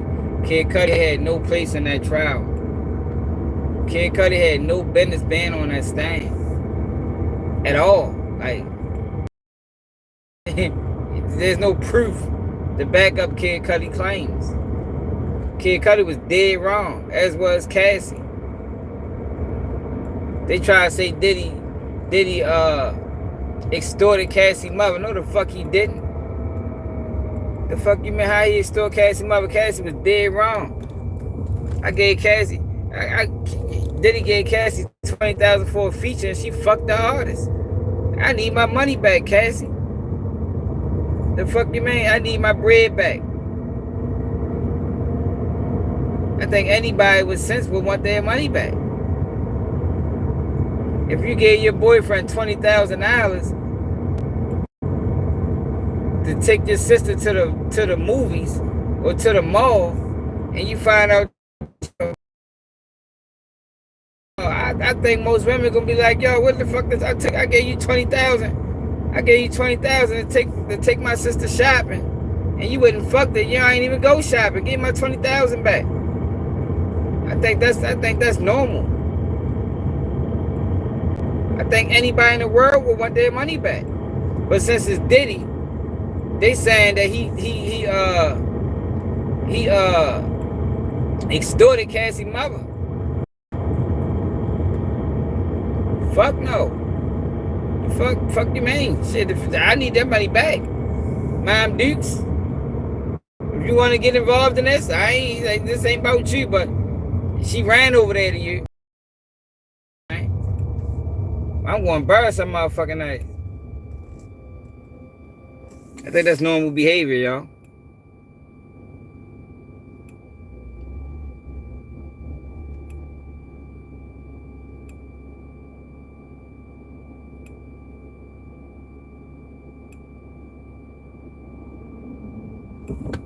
I think that's normal. I think that's normal behavior. I think that's commonplace. I think he'd be a goddamn fool to not want his money back. And then he still sent the money back. He probably was high. You gotta realize your Diddy was high as motherfucking train smoke. You feel me? Like that man was high, man. That man go on 4 or 5 day benches where he taking all illicit drugs. That nigga Diddy. He was high as a bitch. Diddy probably don't even remember a lot of that shit. To be honest. Hey, Diddy probably don't even remember a lot of that shit, man. He probably looking at court like, what the fuck, I did that? Just like he ain't remember saying scrambling or on drink chats. That nigga ain't remember that shit. That nigga was high as a bitch. That nigga probably just left a freak off. He over taking ketamine for 3 days, Percocets for 2.5 days, pink cocaine every day. That man went up that bitch and said, yeah, I like when you do it like that, daddy. Yo said, I like when you scrap shit. That nigga say, hey fat, why you party with me on your birthday?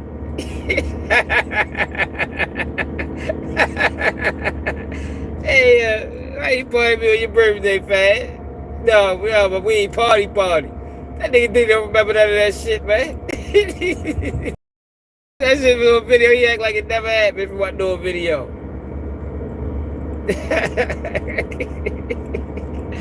That nigga said, no, man, but we ain't never party. You know what I mean?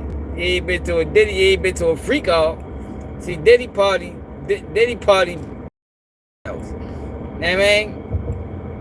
Like, some people party, Diddy parties. So if you want to be a part of Diddy life, you got to party. And that's what Cassie did. That's what 50 Baby Mother did. They party, man. Rockstar living.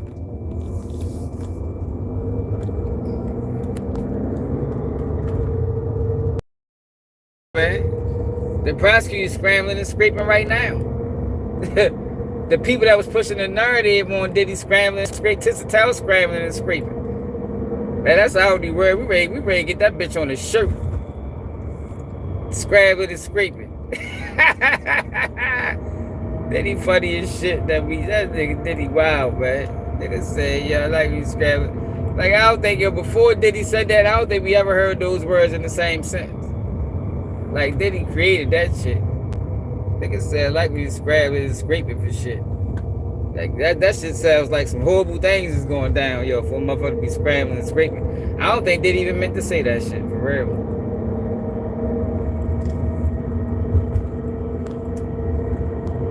I don't think Diddy meant to say that, y'all.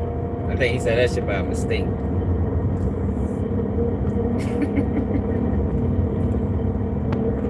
So when I get to the house, I'm ready to pull up to the crib in like 2 minutes.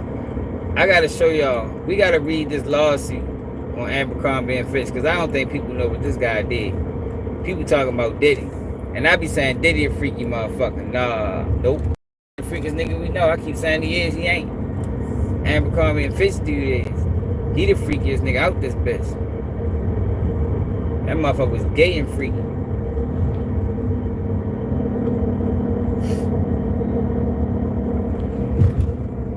Hey, Karen, you ain't going nowhere, did you? Because we ready to pull up. We ready to read that paperwork. Because I don't think y'all favorite YouTubers that's covering Diddy covered y'all. So we ready, since we got 173 people here, probably got some new people here. I'm ready to show y'all what old Abercrombie and Fitch CEO, who they ended up saying he's not competent to stand trial and he only got to go to rehab for 6 months. I'm going to let y'all see what this motherfucker did. Y'all think Diddy disgusting. I'm going to show you something else. You think Diddy the devil. You think Diddy the worst of the worst. Until you find out what this motherfucker did. This nigga Diddy ain't got shit on, yo. Diddy ain't got nothing on, yo. At all. We can't even read some of the words in this lawsuit that's so graphic.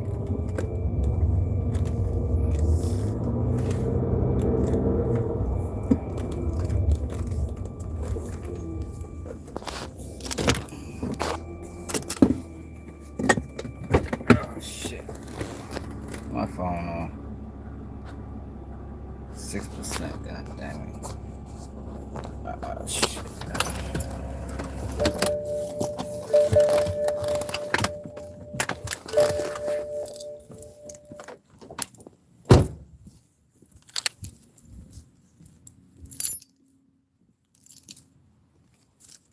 God damn, I forgot to get some fucking dog food.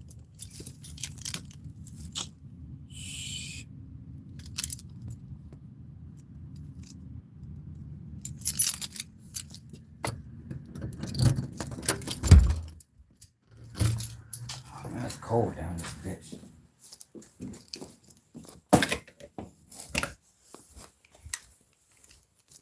Let me show y'all what this freaky motherfucker did. Hold on, let me go grab my charger.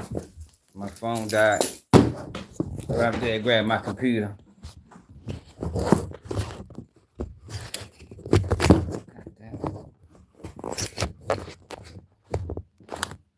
Hey, Kim, where you go at? No, you said you heard about it. No, it's the difference between hearing about it and knowing what happened. I'm ready to read what happened and what he did. I heard about a lot of shit. I heard about aliens. I ain't never seen them.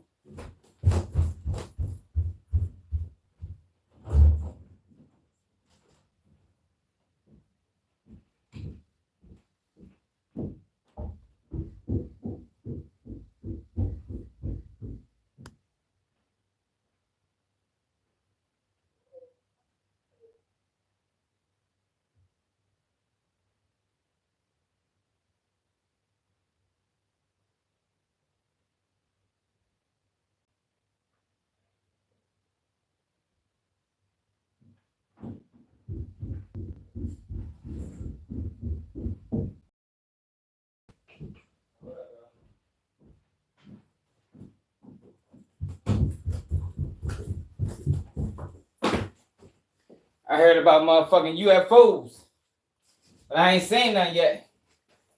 Difference between hearing and knowing. Like we in the knowing over here, man.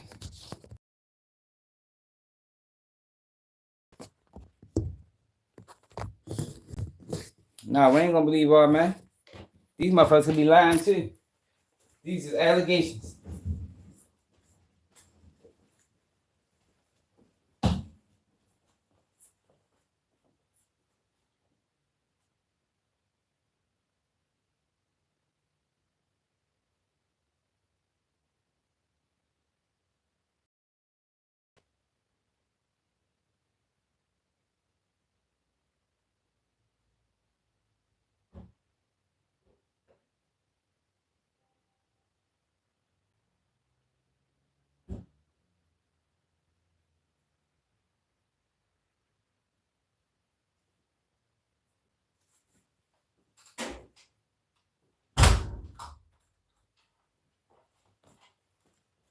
Yeah, but this it's more than 2-3 people on this. This is 15 different guys. This 15 different people saying the same thing. That's what this is. It's victims 1 through 15 in this case.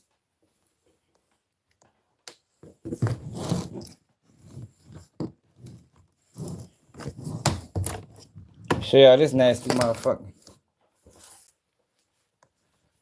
People like to talk about Diddy. Show you this nasty ass nigga. Hey, shut your ass up.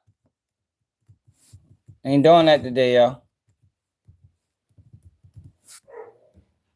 I'm gonna let these dogs outside. So I let these dogs outside. Yeah, he was found guilty again. He's had a mistrial. Hell, night with you and 3 dudes, or you and 2 other dudes, and then the next day you bounce and you go on vacation with Gina. She sends Puffy a text. It's not right how you are treating me. We had an amazing week. And then you take another girl on a vacation. I feel taken advantage of, and she breaks up with Puffy. Puffy texts her back. You can leave. You can leave the relationship. When a cold has you down, it's the little comforts that lift you up. Infused with aloe, Kleenex Cooling Plus Aloe provides a hint of cooling freshness to help your skin feel restored, even when your nose is feeling its worst. For whatever happens next, grab Kleenex. We're potty training. He's got pull-ups training pants. They work just like undies. I wish I had some of that. This is a journey. Loosen up. I'm a big kid now.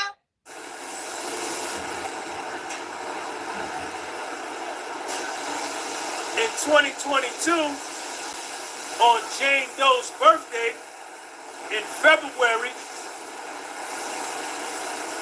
Jane Doe and Puffy go hang out at the Waldorf Astoria Hotel in Los Angeles.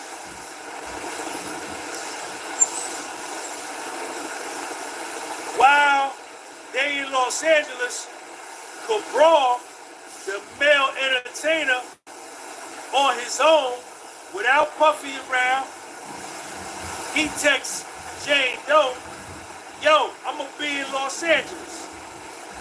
Jane Doe texts him back, hey baby, happy Friday, are you up? It's my birthday weekend and you ain't showing me no love. Jane Doe is texting that to the male entertainer. The male entertainer texts her back, I haven't forgotten about your birthday. Then Jane Doe texts the male entertainer, make me a special video and send it to me. Puffy ain't nowhere around. Puffy ain't around.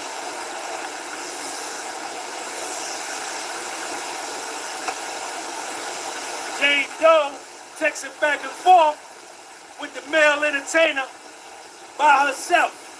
By herself.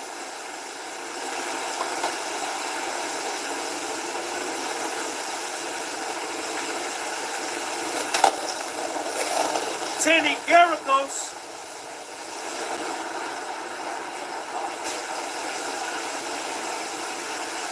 asked her jet life vacation. I see you, Marie. Jet life vacation. I see you.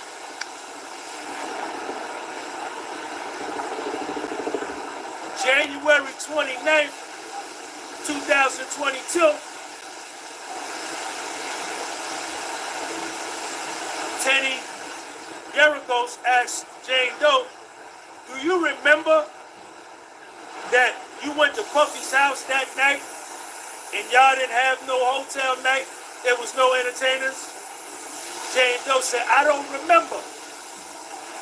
Terry Garagos says, well, let me refresh your memory. Boom.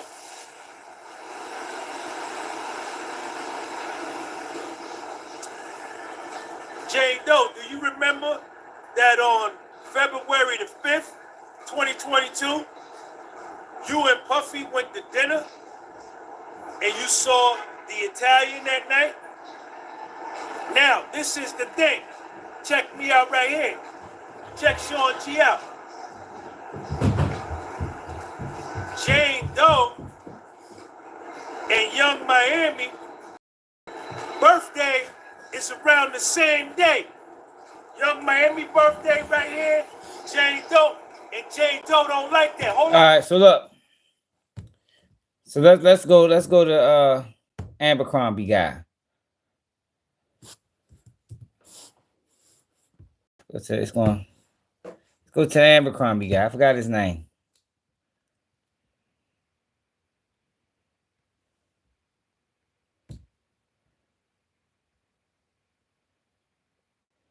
All right, it's gonna take me a minute to get to it, y'all. So bear with me. I get a lot of paperwork. Suit the flame. Always coming through with the paperwork.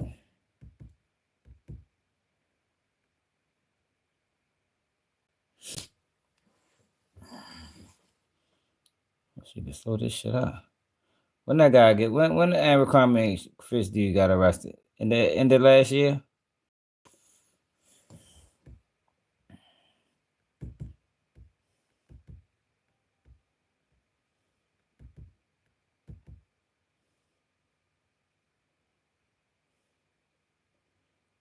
No, it was in 2024.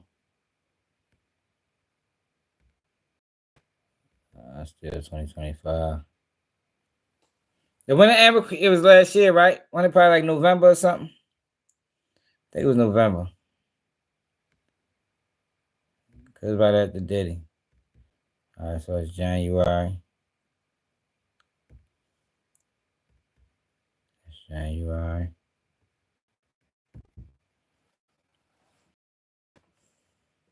Man, sweet to Jesus Christ for changing your life, man.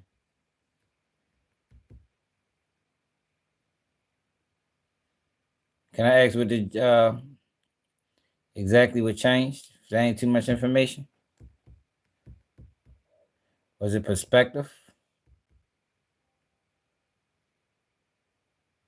Matthew Thomas. Who the fuck is Matthew Thomas? Is that him?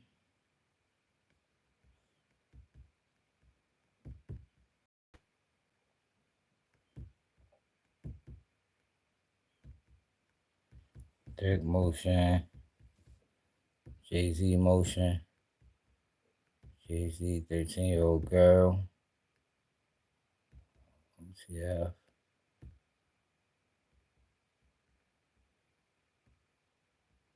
Shit.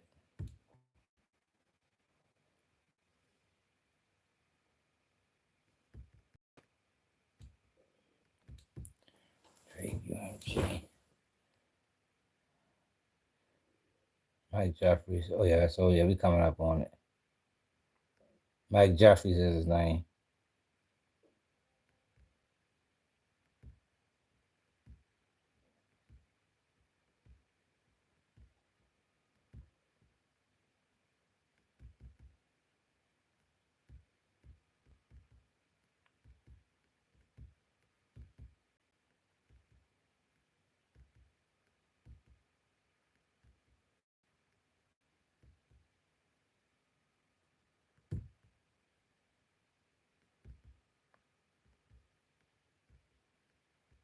We're in November. We should be coming up on it now.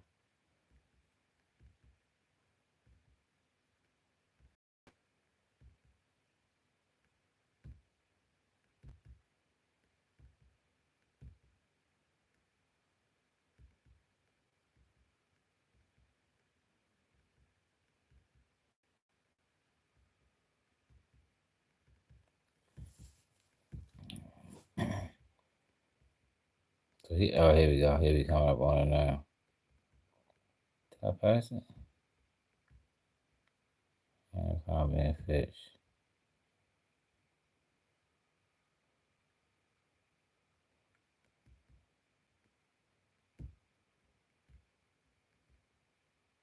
Here you go. All right, look at this.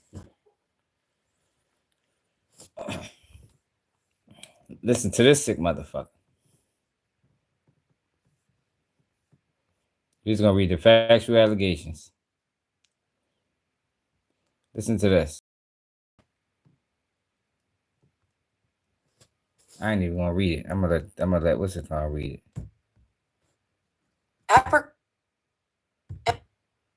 Lives by, among other things, arranging their travel and managing their What the fuck?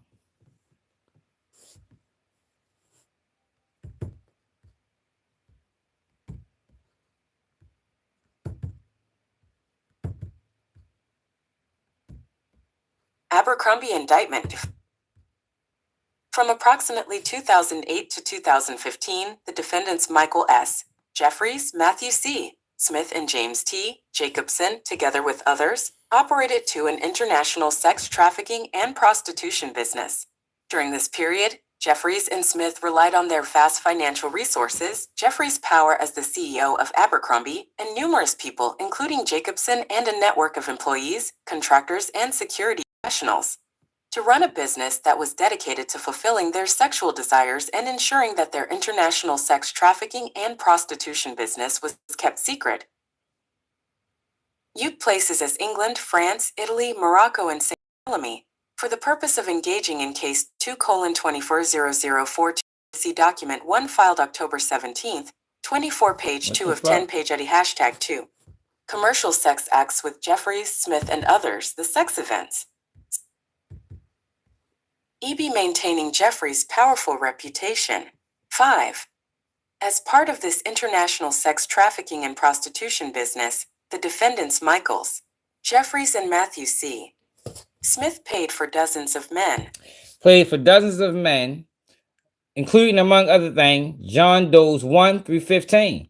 Individuals whose IDs are known to the grand jury to travel within the United States and internationally to meet and Smith in various locations, including at New York properties, as well as in hotels in such places as England, France, Italy, Morocco, and St. Bartholomew, for the purpose of engaging in commercial sex acts with Jeffries, Smith, and others, the sex events.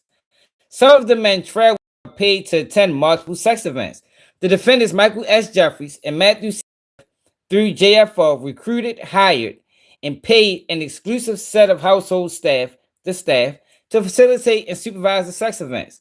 Among other things, the staff transported men to and from the sex events, arranged physical spaces for the sex events, and supervised the men who attended, including, among other things, facilitating the conduct described below in paragraphs 9 to 11. At the direction of defendant Michael S. Jeffries and Matthew C. Smith, the staff were present at, observed, and acted as security for, including by controlling entry and exit the sex events. The staff also provided Jeffrey Smith and the men who attended with alcohol, muscle relaxants known as poppers, lubricant, Viagra, condoms, among other things. As directed by Jeffries and Smith, the staff also directed men to, among others, wear costumes, use sex toys, or prepare for particular sexual acts. Either the defendant, James T. Jacobson, or the staff paid the men for attending the sex events. The defendants, James T. Jacobs, traveled through the United States and internationally to recruit and interview men for the sex events. During trials, they had trials, y'all, of potential candidates. Jacobson typically had a candidate first engaged in commercial sex acts with him. Following the trials by Jacobson, the defendant Matthew C. Smith approved candidates prior to their selection for and transportation to sex events. At the direction of Smith and Jacobson, paid fees to individuals who successfully referred men who were subsequently selected. The defendant Michael S. Jeffries, Matthew C. Smith, and James T. Jacobson, among others, acted at their direction, employed coercive,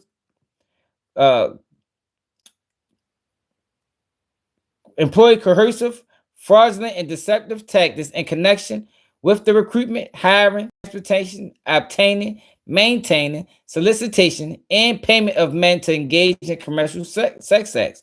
For examples, Jeffrey, Smith, Jacobson, and others acted at their directions, employed a referral system and interview process that failed to inform men of the details of the sex events before they attended, including the full extent and the nature of the sexual activity that would be required of the men at the sex events, including, among other things, anal intercourse, the insertion of large sex toys into the anus, and high-pressure eminence, administered by inserting a hose. Prospective candidates first participate in a sexual encounter or trial with Jacobson at times without advance notice. Caused men to believe that attending the sex events could yield modeling opportunities with Abercrombie or otherwise benefit their career, or in the alternative, that not complying with requests for certain acts during the sex events could harm their careers, including by, among other things, referring directly to modeling opportunities that did not exist. I don't think Diddy was doing this, y'all. No, Diddy wasn't doing this. Incorporating Abercrombie products in the sex events and providing men with the itineraries for the sex events that did not refer to commercial sex acts. They gave them itineraries for the sex events that did not refer to commercial sex acts. Diddy ain't do this. Diddy made sure everybody was aware, and instead resembled those often sent to models for photo shoots, thereby obscuring the nature of the sex events from the men selected to attend. Physically groomed men prior to the sex events, including at times shaving men's genitals without advance notice, required men to relinquish their personal items, including clothing, wireless, and cell phones, and stored them in an accessible location during the sex events. Inaccessible location during the sex events. Required men to sign non-disclosure agreements, which, among other things, prohibited the disclosure of information about the sex events, including to their own family and friends, and required the payment of damages in the event of a breach. Intentionally recruited heterosexual men, so he wanted straight men, certain of whom were unwillingly to engage in particular sex acts, including anal sex, and insisted that the men who previously stated that they were willing to engage in particular sex acts, including anal sex, nonetheless engaged in sex acts during the sex events. Pressured men to consume alcohol, Viagra, and muscle relaxants, known as poppers, during the sex events, required the presence of staff during the sexual activity, and ensured that the men attended did not leave the sex events until Jeffries and Smith decided they were over. On more than one occasion, defendant Michael S. Jeffries and Michael C. Smith either directed others to or personally injected men in their penises with a prescription-grade erection-inducing substance for the purpose of causing the men to engage in sex acts in which they were otherwise physically incapable or unwilling. Notwithstanding the fact that these injections were medically indicated and frequently caused the men to suffer physical pain or physical reactions that lasted for several hours. Like, oh, come on, y'all. This is crazy. And they say he's not mentally capable to stand trial, and they gave him a bond. Jeffries and Smith employed their use to fulfill their own sexual desires by causing men to submit to them. On more than one occasion, the defendant Michael Jeffries and Michael C. Smith engaged in sex acts, continued to engage in sex acts, or caused men to engage in sex acts, including but not limited to anal penetration and the use of high-pressure enemas, to which the men did not or were unable to consent. And this happened from 2008 to 2015.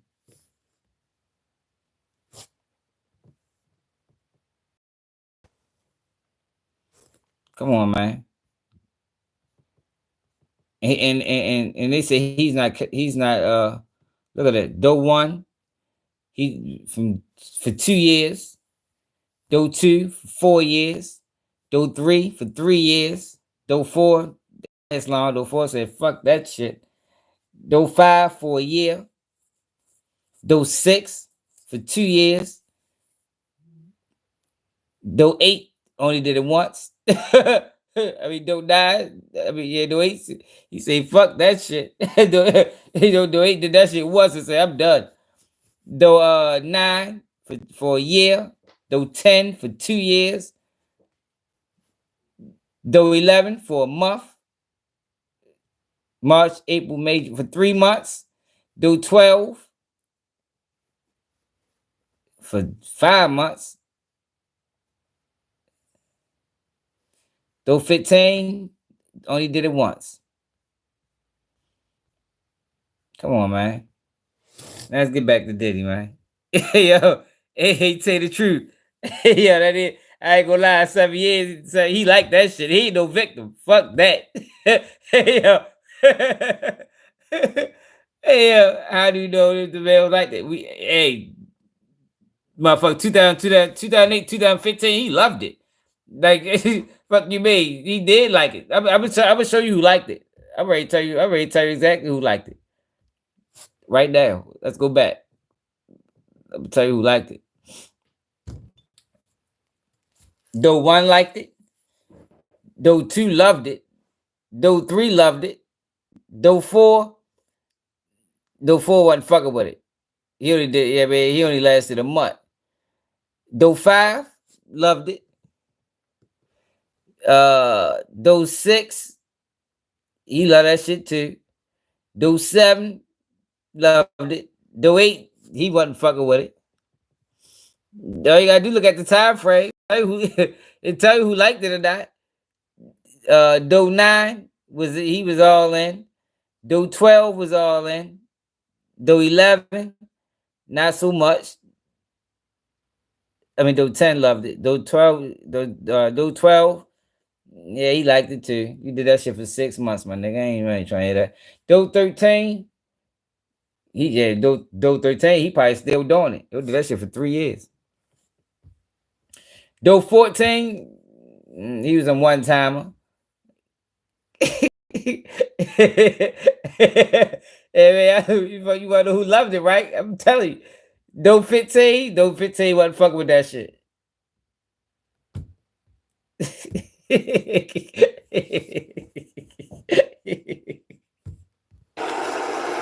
careful.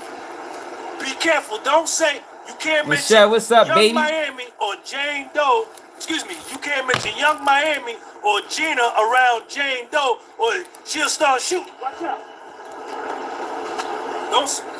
Don't say Young Miami. Don't say Young Miami around Jane Doe. Don't do it. Don't do it. She's gonna start shooting. No, you asked who liked it. Y'all gotta watch out. Kim? I'm telling you who liked it. Crazy LB, watch Who didn't? out.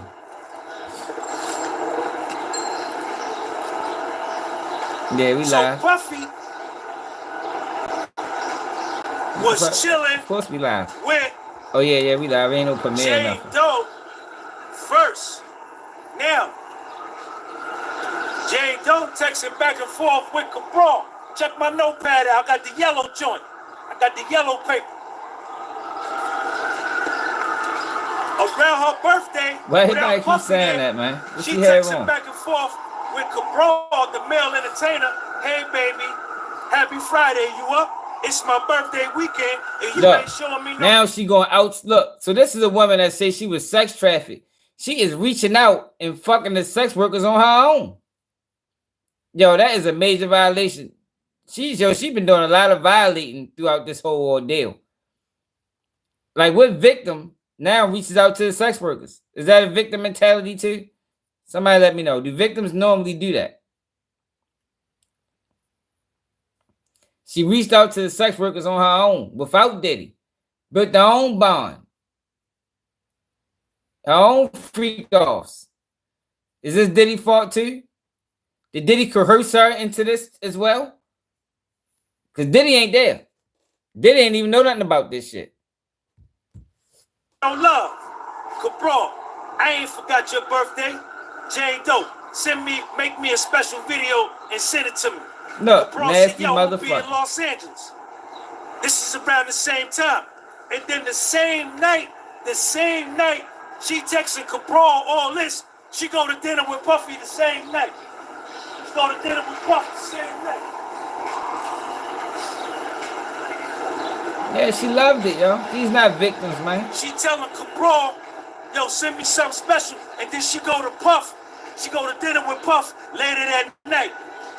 Yo, if Diddy get found guilty for sex trafficking, yo, this is gonna be a serious miscarriage of justice, man. Like, for real. With this evidence that they're producing, if they find Diddy guilty of sex trafficking women, yo, this is gonna be a disgrace. This is a black eye to the criminal justice system again.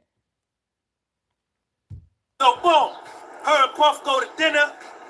They do their little hotel night or whatever. Hey, Kim, that's a dangerous narrative, Kim. Tell you. On vacation. Tell you, Kim. That's a dangerous narrative, Kim. Be careful what you ask for. I'm trying to tell you. The black community asked for mass incarceration. Got it, and we seen what happened. You gotta be careful what you ask for, man. I'm telling you. You don't want certain doors open, because once they open, they don't close. Before you know it,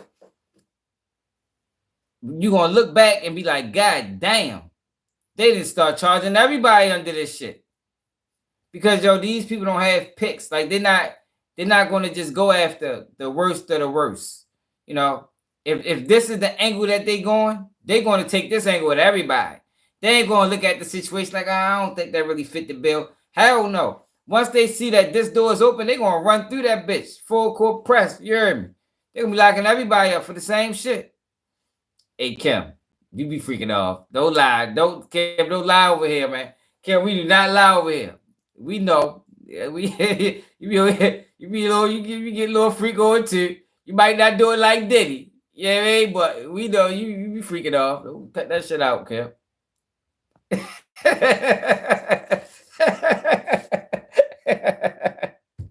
Young Miami. Oh shit. Uh-oh. Uh-oh. Uh-oh. With over 2 billion monthly users, YouTube ads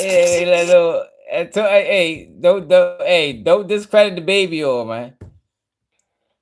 25 bottles is Wild Kim Nights. Straight up. And 25 standard operation nowadays, man. Try to tell you, do some things with 25 bottles. Jane Doe testified on the stand. Oh, it was gone. I see the entire vacation home.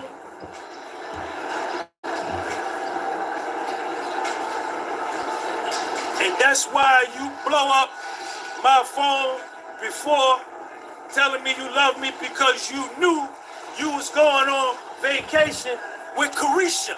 Her name Coercion. She was jealous of shit in your Miami. So Puffy over somewhere, Puffy and Coercion, Young Miami, they chilling like Matt Dillon, ain't robbing, ain't stealing, they somewhere. And Jane Doe is watching it on Instagram and she hot. She FaceTime Puffy. Puffy pick up the FaceTime. Jane Doe told him, if you don't get your ass home now, I ain't doing no more hotel nights with you ever. Puffy cut the vacation short. Puffy left, came home.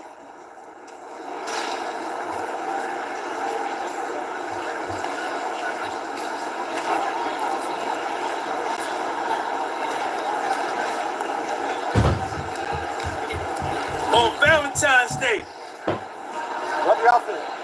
Thank you, man. On Valentine's Day, same month, February.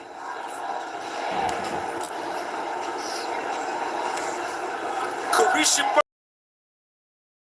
They around the same time. Watch out. Don't say Young Miami, she gonna start shooting. Watch out, y'all. You can't say Young Miami around Jane Doe. Yeah, I told y'all if I was a defense, I'd have been burning Young Miami name up. Once I seen that was a soft spot for her, it'd have been Young Miami Central. It'd have been so fucking hot and frustrated. Don't do it. Don't do it. She go to sweating and Tenny Garagos is screwing it in. Once Jane Doe called her on sidebar yesterday, Tenny Garagos said, "Oh, I could have been a defense attorney." Y'all remember I said that yesterday? That's what she need to do. Man, run that shit in the hole. That's a soft spot. They get a rise out you. Oh yeah, we gonna Young. This whole cross examination gonna be about Young Miami, just to show the jury that this woman has a vendetta. She's her own volition. She's doing this because she has a vendetta against Puffy, because Puffy was fucking with Young Miami. That's how you gotta do it. all Tenny Garagos do, Puffy's lawyer, is grind the screw with Young Miami. On Valentine's Day, they do a hotel night. Yeah, 50 quiet as shit now. Jane Doe and a male entertainer. And she goes to the hotel or either to an Airbnb, and she puts red heart balloons all in the thing. No, did he like red? Candles and rose petals. Rose petals all over the place where they get ready to have a hotel. Yo, you just sound like a victim. Is somebody that's well versed on victims and abuse? Is this something that a victim would do? Is this something that a woman that's been financially, mentally, and emotionally abused would do? Let me know.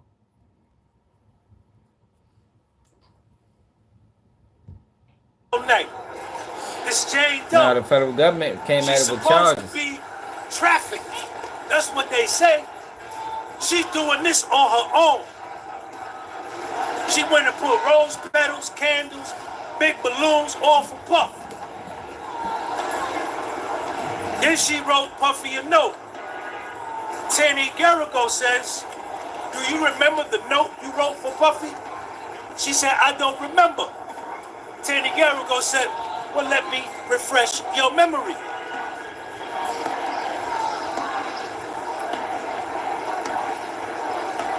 Jane Doe, wasn't it your idea that at this Valentine's party, you told Puffy you wanted 2 men in the room at the same time, and this was your first time ever doing that?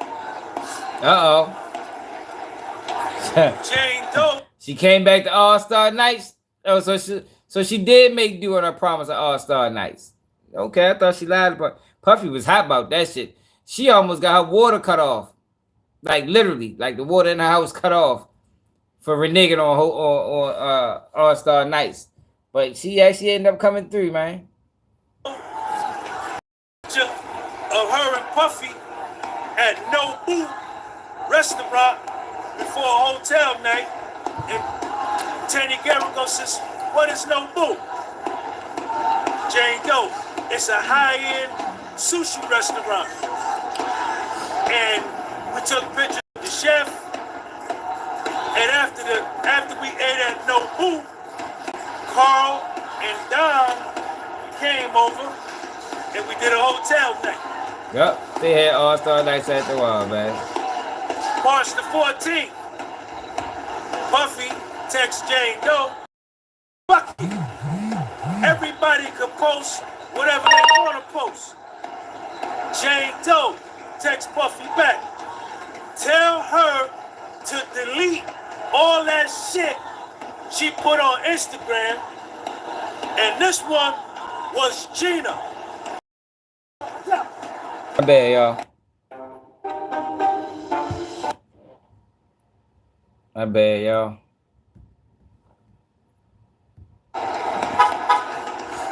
So now Puffy done went somewhere with Gina. Now he's somewhere with Gina. Jane Doe on the Instagram looking for something, and then when she see it, she mad she synced it.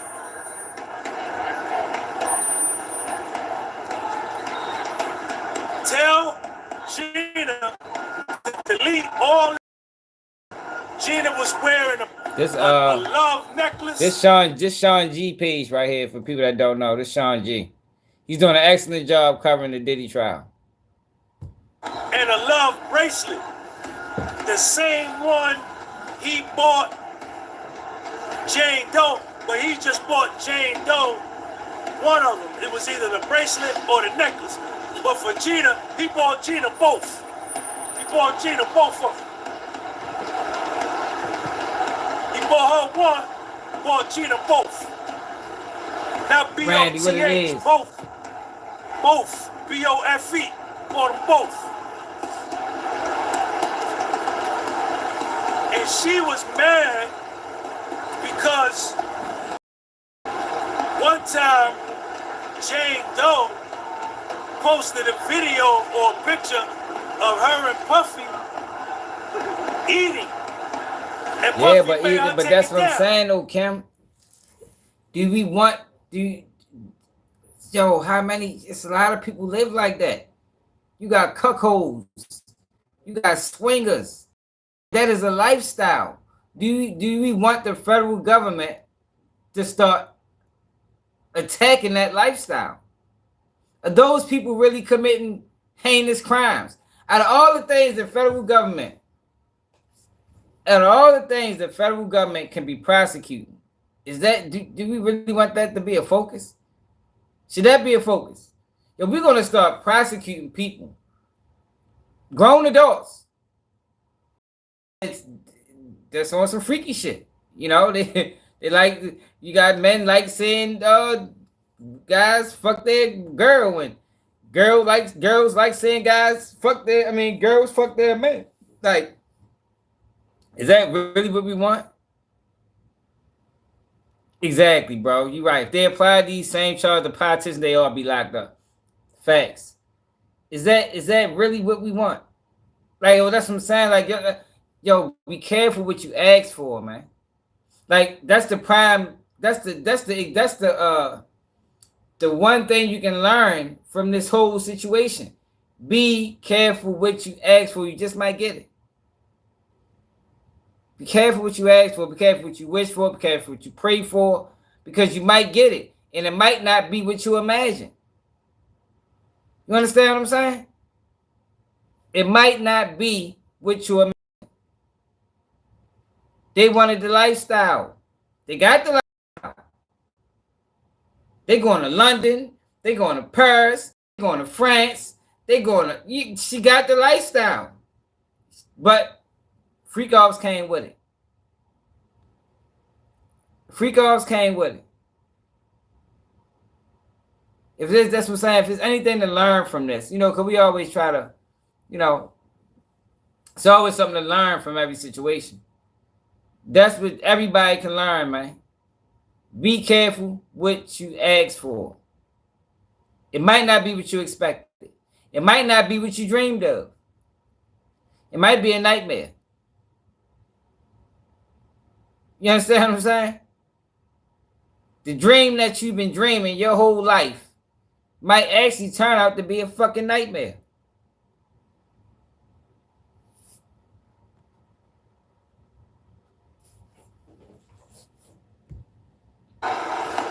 Jane Doe took a post of her and Buffy eating, posted it to her Instagram, and told her, take that shit down.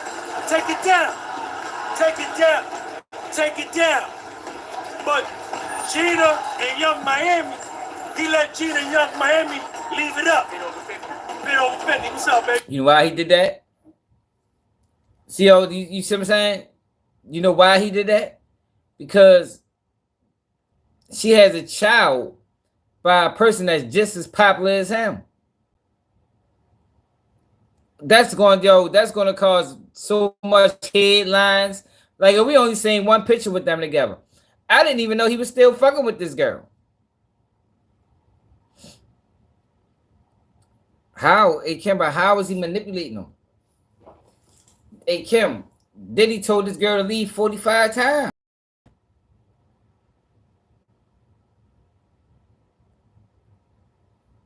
He told this girl to leave 172 times. We counted. I mean, I know I raise the number up every time. Sometimes I go low. I'm just saying, a plethora of times he told this girl to leave. She was causing confusion. She didn't want to play a role. So you can bounce.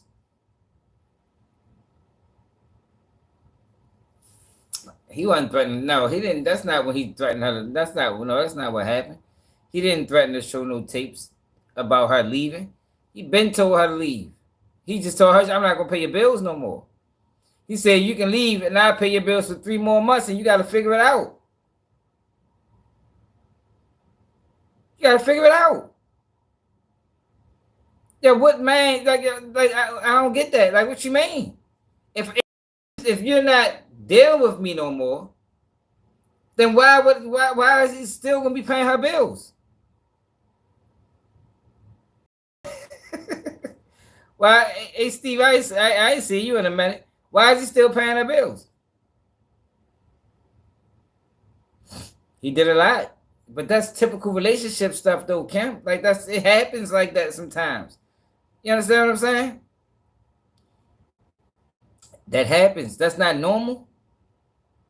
Like, is that a federal crime? Like, think about what you're saying, man. Is that a federal? Do we want that to be a federal crime? No, I'm talking about us as the people. Shit, cool. I told us as the people, man. We dictate. We the ones over here championing this shit. I mean, the people is championing it. So the witnesses and victims could go to jail. It ain't no victims. There's no victims. Nobody's a victim here, man. They are suspects. They are co-conspirators. These not victims or witnesses. These are all co-conspirators in Diddy Enterprises. They all was a part of it. Yeah, Kim will go to a freak off. She thinks she's slick. Kim, we order you, man. We know what it is.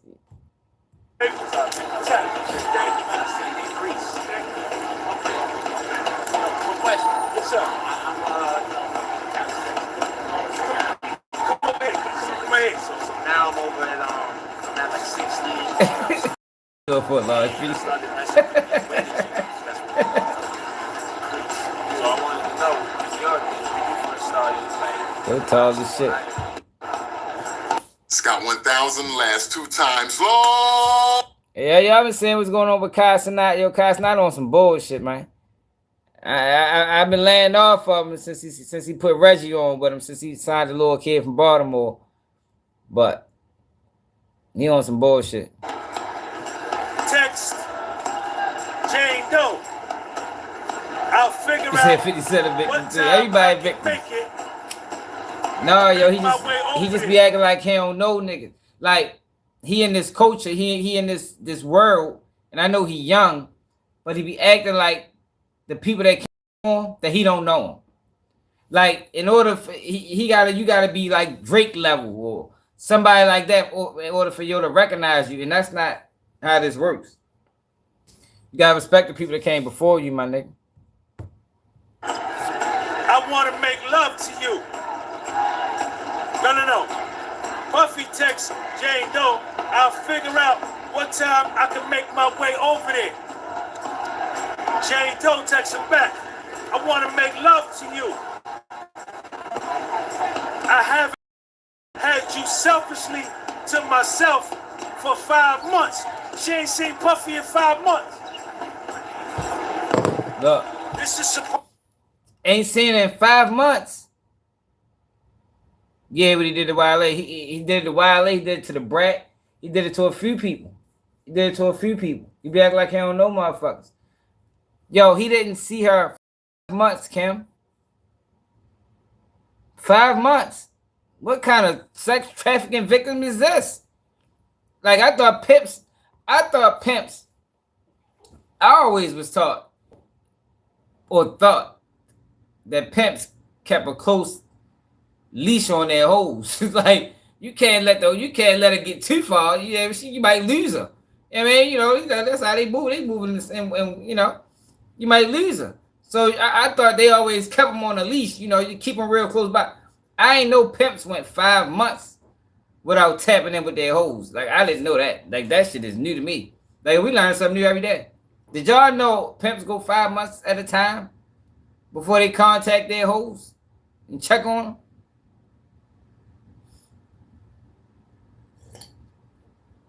We know that wasn't his girlfriend. He told her in the beginning that wasn't his girlfriend, but he had some type of feeling for her.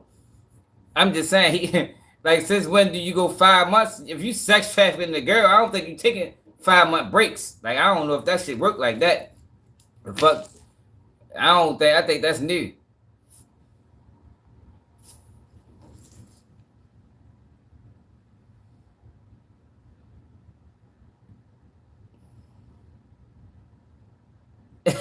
Yeah, I thought that was new, man. Yeah, I don't think you go 5 months. Supposedly, SEX trafficking, right? Selling that supposed to be her way out. She ain't seen him for 5 months. Puffy ain't seen him for 5 months. That was her exit out right there. 5 months, she could have moved. She could have did all type of shit in 5 months. But what she do? Probably sit back and wait on the phone call, wait for the next freak off event, waiting for that good morning. That's Diddy shit. When Diddy go ghost, you get that good morning text. You know it's showtime. When Diddy texts good morning, you know what time it is. I'm telling you, he done did it 3 times already. Puffy texts Jane Doe. Are you horny? Or is it just me? I told you. What you think about? Jane Doe, me too. What you think about? Look.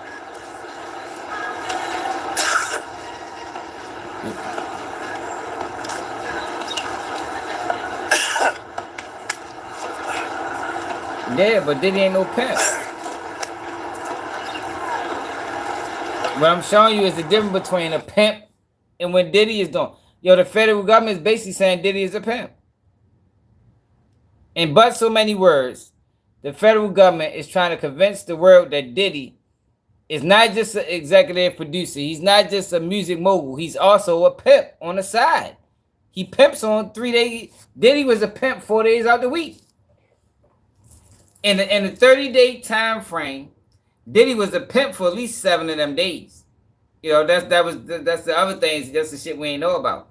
He actually pimped 7 days a month. That's what the feds say.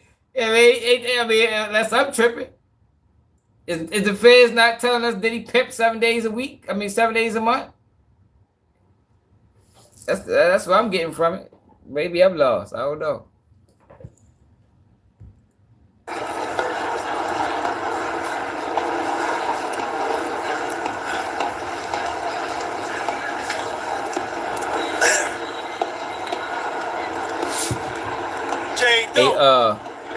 Hey, Ronnie. These people sold their soul, Ronnie. That's what happened, man. They sold their soul, man. They sold their soul. Like I told y'all before, who worse? Who worse? The seller or the buyer? Who is worse? Who gets held more liable? The seller or the buyer? They sold their soul, man. They wanted it in. She wanted to ride private. You know, she wanted to go to exotic. You know what I mean? Did he provided that for? But if I'm doing this for you, you gotta do this for me. That's all this is, man. Like, why are people trying to make it to be something that it ain't? Don't sell your soul, man. Keep your integrity, right? Keep your morals, keep your principles. Don't sacrifice them for nobody. You understand what I'm saying? You don't sacrifice what you believe in, what you stand on for nobody. Not no job. You don't sacrifice that shit, man, because there's going to be people willing to buy it. If they can sense that you're bend just a little, mother try to break you. This happened. But yeah, you don't sacrifice that shit, man. Like my man say, yo, if you let people slide, they're gonna roller skate. You know what I mean? You let people slide, they're gonna roller skate. If people see you willing to bend and sacrifice your morals and principles, it's gonna be some people that's willing to break you. But you can't claim a victim.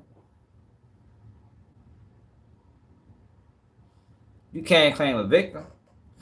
So the law can be manipulated.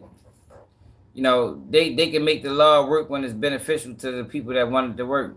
And they can make it when it's not beneficial to the people that want to work. Law don't mean right.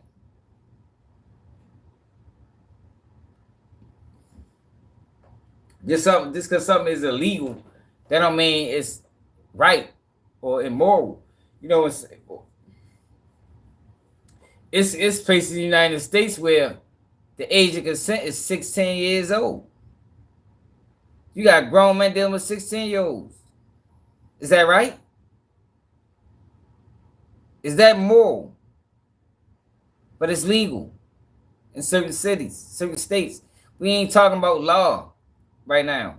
We talking about what's going on right now with Diddy is wrong. I don't give a fuck with the laws. This shit ain't right.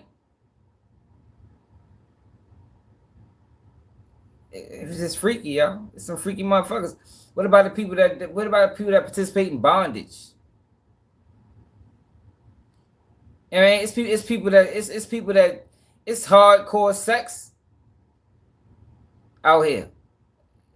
They got hardcore porn where people is getting wild things done to them. I don't watch it, but I'm sure some ill shit going on. You understand what I'm saying? Like, it's some ill shit going on. I'm sure it is. When they gonna come down? Right, dark web times 3. You know what I mean? When the fuck they gonna come down with their Rico? When they gonna hit them with that shit been going on way before Diddy. Y'all ain't nothing wrong about front dreads, but y'all tripping, man.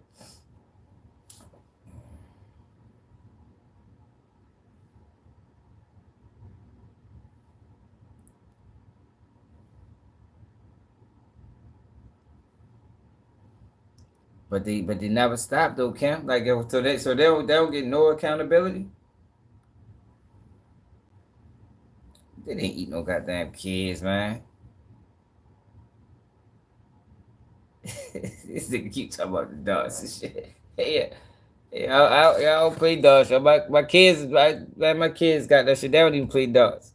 Today is no good. They said it takes. They know what got Puppy that say takes. tomorrow's no good. Puppy say this weekend is good. Yeah, they sold their soul. Like that's what this is. This is soul selling and buying in real time. They sold their soul, man, and Diddy brought it. Is he wrong for buying souls? Souls are expensive. You can do a lot with a soul. And if motherfuckers willing to sell it, it's gonna be people willing to buy it, man. He brought the soul. All right, let's move off of Diddy. Matter of fact, it's the one part I want to. Let me fast forward this shit some. Living with opioid addiction can be. It's not scumbags out here. Jane Doe is taking pictures with Puffy, and they say Puffy mad in the picture. Puff like this, because he mad because she went to Paris. She said, Jane Doe says, she liked, it was cute to see Puffy mad.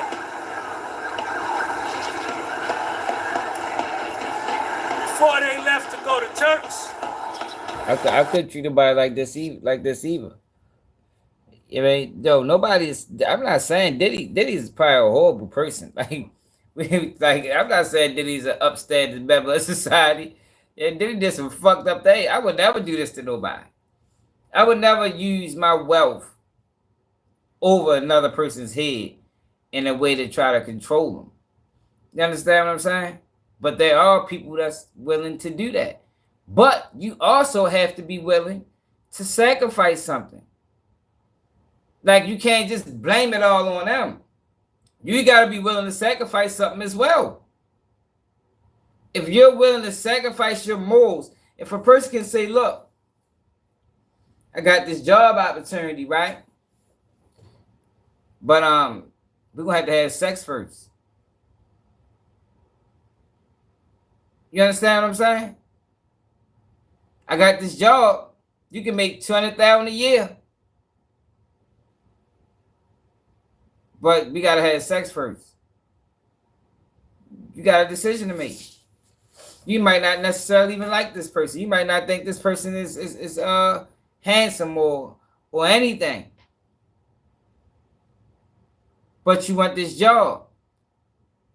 Is it right for that person to do that? Fuck no, I think that shit goofy as a bitch.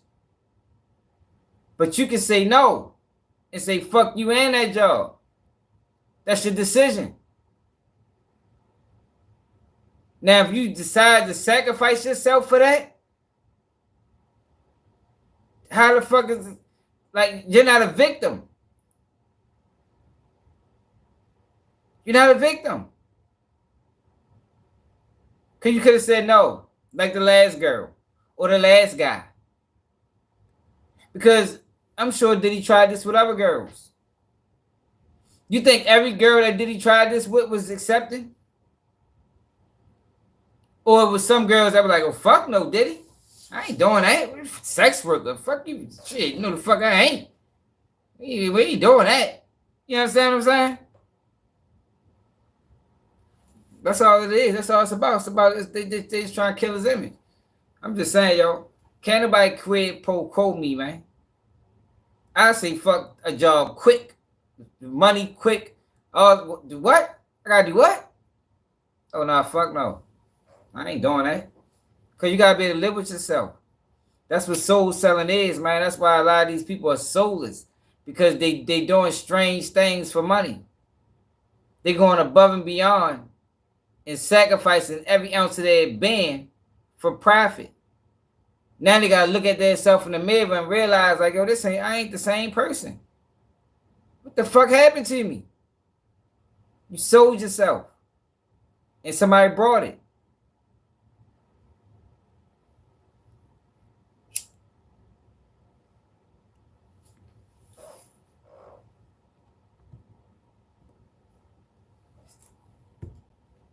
Jane Doe took ecstasy, went to the Mandarin, asked if Don could come for one round. Don came. They had decisions, man. They all had decisions. After that, they went to Turks and Caicos. Teddy Garagos says,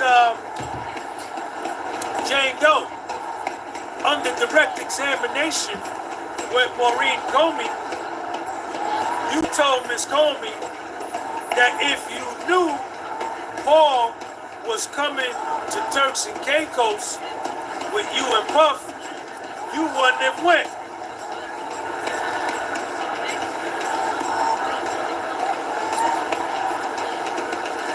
Now,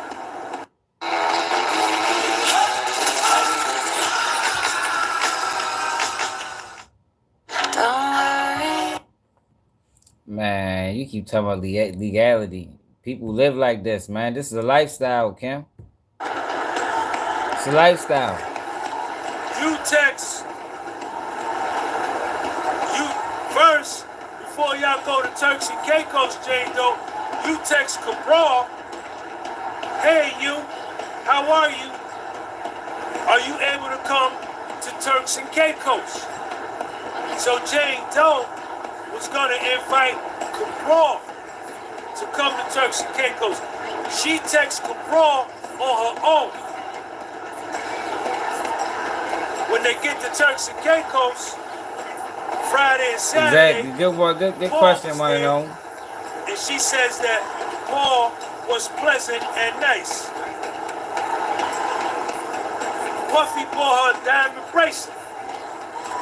Teddy Garagos says, you wanted diamonds, right? She was like, what? Teddy Garagos, Puffy's lawyer. You wanted diamonds. You wrote that in one of your notes that you like diamonds. I don't remember saying that. Let me refresh your memory.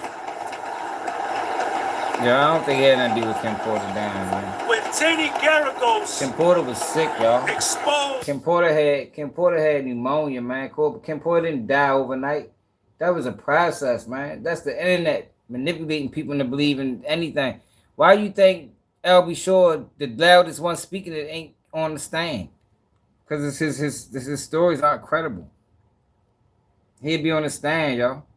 The way they were struggling to put this case together, anybody that had valid information on Diddy, they put them motherfuckers on the stand, man.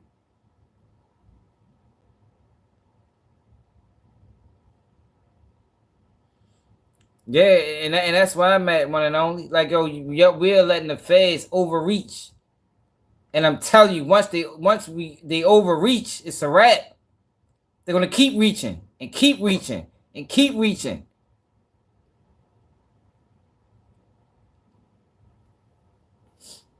You let them overreach, man. This is a reach. Jane Doe for writing in her notes that she wanted diamonds and brought it up. And Puffy bought her a diamond bracelet.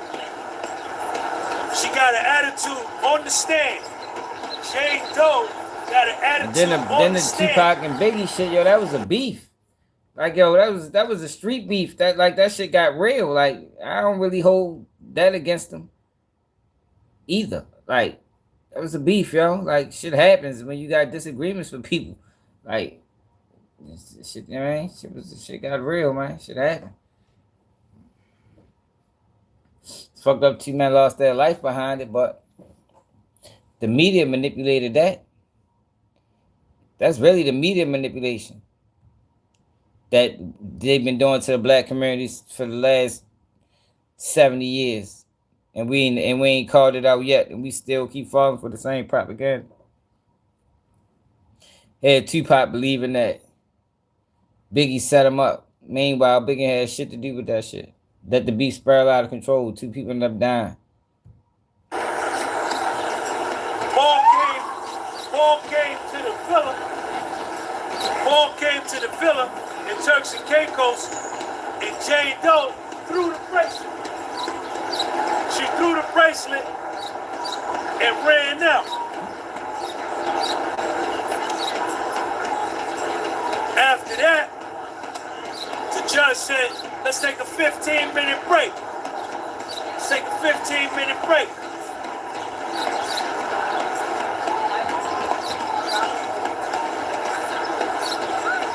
No, I don't think she took no Came back from the 15-minute break. Because I don't think the prosecution was winning at all. When Puffy and Jane Doe flew back from Turks and Caicos, Jane Doe. I don't think the prosecution is winning this case. All their witnesses that got caught in lies. Every single witness. To come to Miami to do a hotel night on her own.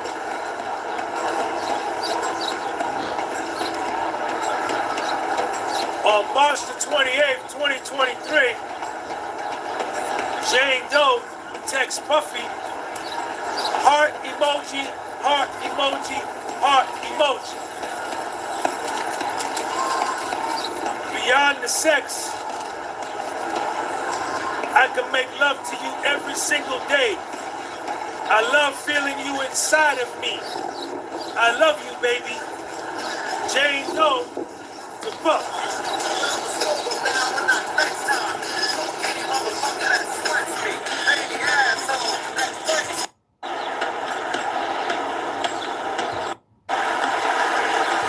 Teddy Garrigo says, do you need some time? Are you able to proceed? And this is Jane Doe.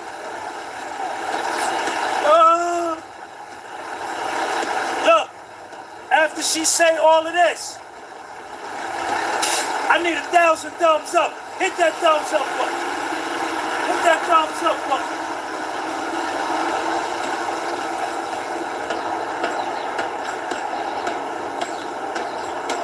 Jane Doe is on the stand. First, she was a defense witness for Puffy to help Puffy. Now, she's a prosecution witness. She cooperated against Puffy to send Puffy to prison for 30 years. April 21st, 2023. My love, you are truly a blessing. I have never met a man that take care of me the way you do. Me and my child are thankful for you. Her voice is cracking now. Her body language ain't no good. Me and my child are thankful for you taking care of us. I will always be there for you.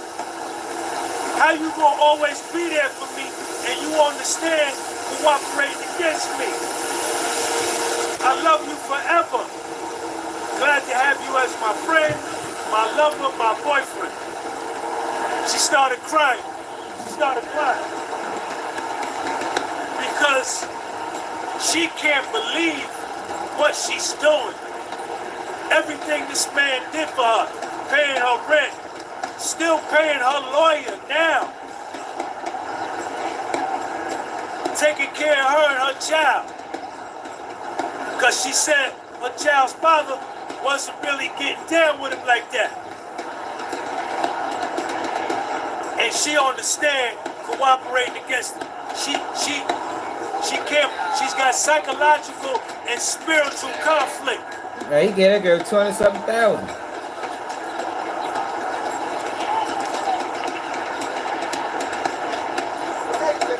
They do a hotel night. And he gave her 20,000, 25,000 to start up business. And he furnished the house. Like, yo, she benefited greatly from dealing with Diddy, man. That's what I'm saying. She sacrificed herself, man. She sacrificed herself for a lifestyle. She got on the stand. They asked her how much money. What they asked her how much money? Something. And she said, whatever my body, whatever. Something, I forgot what she said. Something about her body, though. basically insinuating that you know what I mean? That's how she get paid from my looks.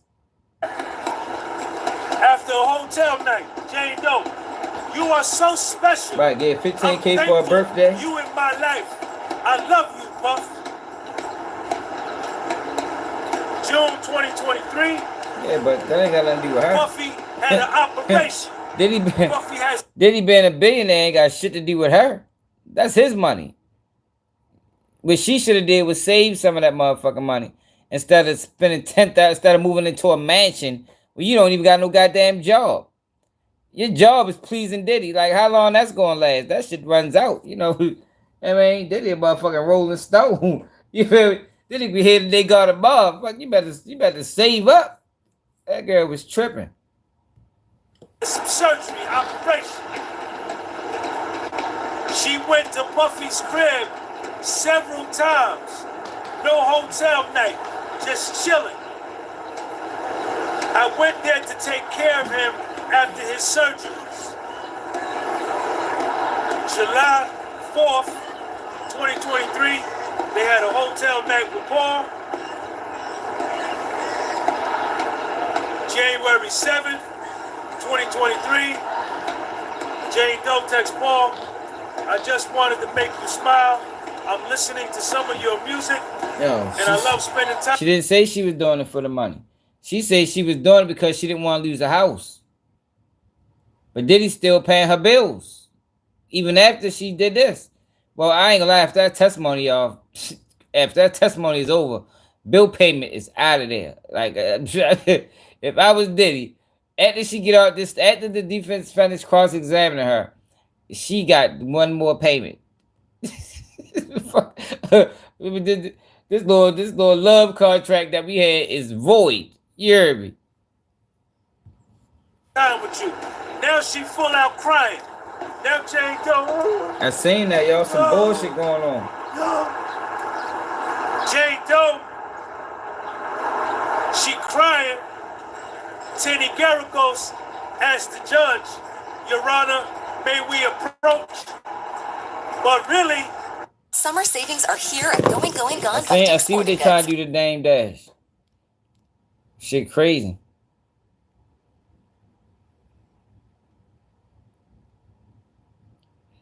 They're trying to get him to kick over his ass up. Sad bar.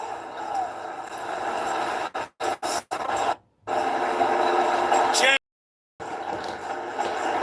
was gonna organize herself an all-star night, an all-star hotel night, where she was gonna invite 3 or 4 dudes in the same night shit, man. for Buffy for all-star night. But it got canceled because they got hurricanes in Florida, and her period came. Puffy sent her some flowers.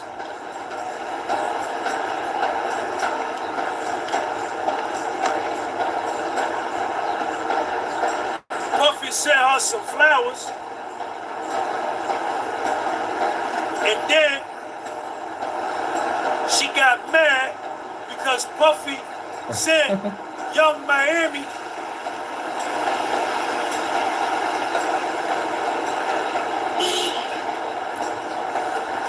Jane Doe shooting, y'all. Young Miami, Jane Doe shooting. Don't say Young Miami around Jane Doe. Yeah, that's a tough spot for her. Puffy sent Jane Doe some flowers, but then Puffy sent Miami some flowers. They gotta keep the view in a car. Watching. And Jane Doe got mad. Her flowers was bigger than mine, and you sent her a car. You ain't putting no car with mine.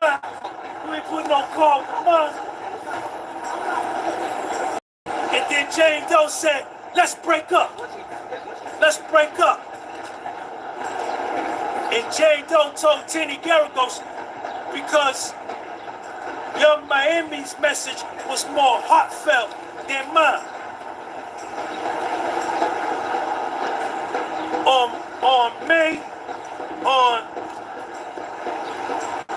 September 2023, on September 2023, Puffy went on Young Miami's podcast.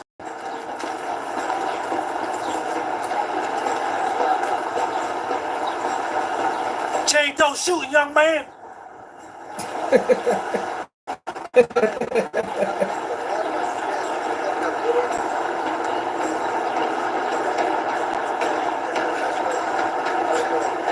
Jane Doe shooting Young Miami. Puffy went on Young Miami podcast. Tenny Garagos putting the screws Who the fuck to do Jane that? Doe on there. Puffy I went don't do on that, Young man. Miami's That's that bullshit. podcast, and Young Miami and Puffy Yeah, we don't do discussed that on over her here, Kim. podcast that they had sex for 48 hours on his yacht. But Puffy told me Yeah, Sean that G he don't even didn't want to have keep it sex real. with That's Young it. Miami. This is what Jane Doe said. I was upset because he lied. And I wanted Puffy to take me on the yacht. I didn't want him to take. This is what she said on the stand. Tell me.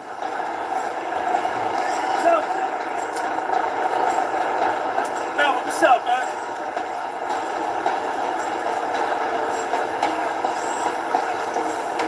Then Jane Doe, Puffy, I'm not coming to New York because you bragged on Young Miami's podcast that y'all was fucking for 48 hours, and then you want videos of me having hotel night. We're potty training. He's got pull-ups training pants. Yo, Diddy shouldn't be facing no life in prison, yo. Diddy shouldn't be facing no 30 years in And prison. have sex with Young Miami. If Diddy was only She facing testified 5, to that on the I stand. probably wouldn't even say nothing. She said that on the stand. Yes, she did. Yes, she did. Yes, she did. Yes, she did. Yes, she did. Yes, she did. Yes, she did.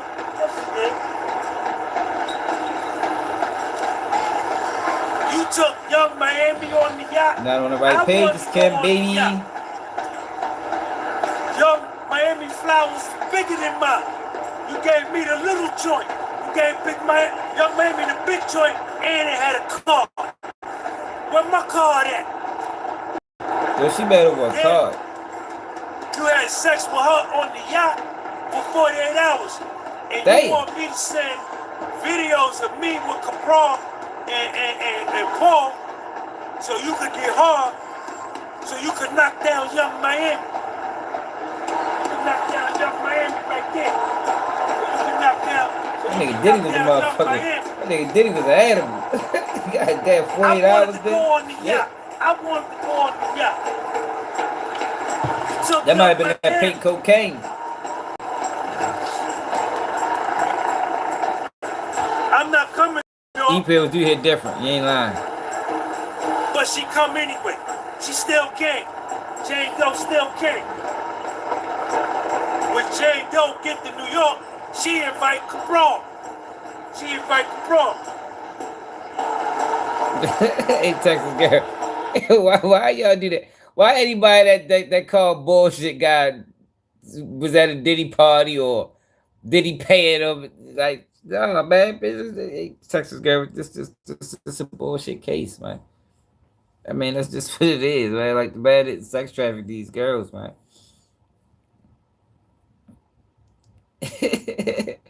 Look, we got Jay in the building. I'm glad you're here, Jay. Look, Jay tell you about them freak offs. Hey, Jay, let them know. Ain't nothing wrong with a freak off 3 times a week. 48 hours. Jane Doe testified on the stand that she preferred having sex with Cabral because she was more happy. Cabral made her more comfortable. She was more into it. Her and Cabral was doing the raccoon. They was doing the raccoon. Her and Cabral was doing the raccoon.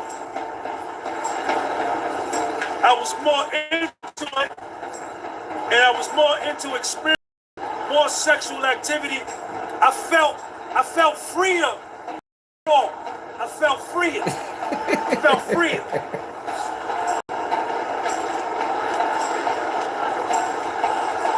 After she come to New York and do the raccoon with the bra,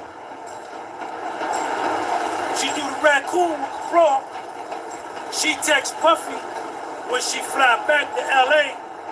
Thank you, baby. No. I want to apologize. She out this bitch. She out. Hold up, y'all.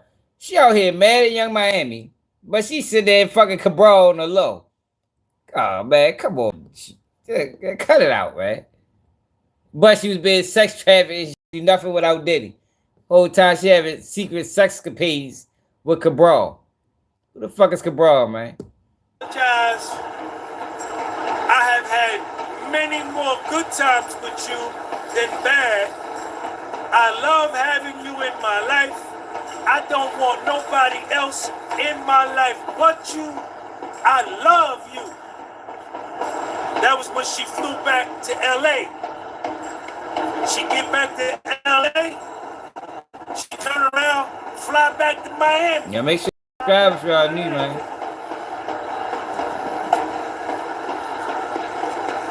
When she get to Miami, October 15, 2023, I got everything written down, man. Yeah, she definitely I got everything written down, man. My notes is the best, man. My notes is the best. Check me out. I'm trying to drink my water. Okay, what phone they just found, Cam?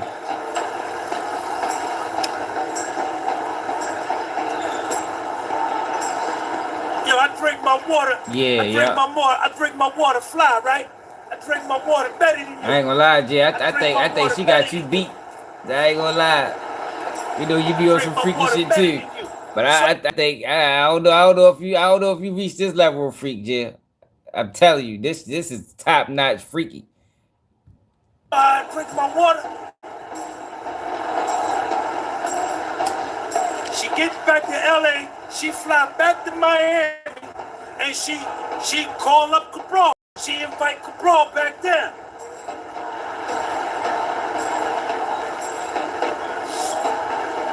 When she get back to Miami, she goes on Instagram. This next level shit right here. This is futuristic freakiness. By the year 2085, yo, this might be the normal. you know, they talk about evolution, right? You know, everything evolves over time, man. by 2085, yo, everybody might be rocking like this. Yo, maybe Diddy, maybe Diddy is just on to something, you know. Maybe this is the future. Anybody ever think about that? Ain't nobody ever think that, maybe Diddy might just be the pioneer, and like this is where sex is hinted at in the what century we in, whatever century in, the next one after that. Maybe that's what's really going on, y'all. Maybe Diddy is laying down the groundwork. You know what I mean? He's laying down the framework of where freakiness is going to be in 2085. Maybe. It's possible. Never know, yo. Don't rule it out. Gina at a hotel in Los Angeles. Gina.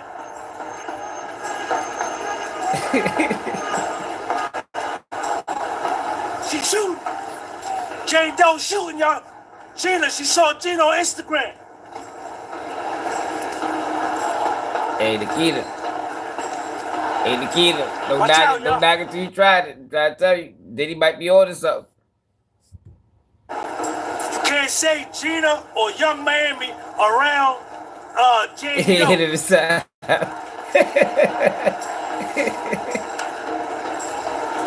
Jane Doe, go on Instagram. 1 in 6 kids has nighttime accidents. Diddy might be hitting his side, man. I'm trying to tell you, y'all. Puffy and Gina at a hotel in LA. She texts Puffy, why would you bring that trash back in?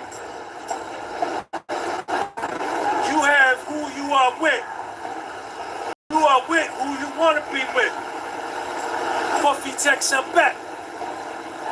Let me know, whatever you decide. You could stay or you could bounce. No, he gave her an option again. Puffy say, yo, you could stay here or you could dip. It don't matter. Jane Doe, you dipped your dick in that trash. I don't want that energy around me. Here you go with the bullshit, bringing the toxic cycle back into our life.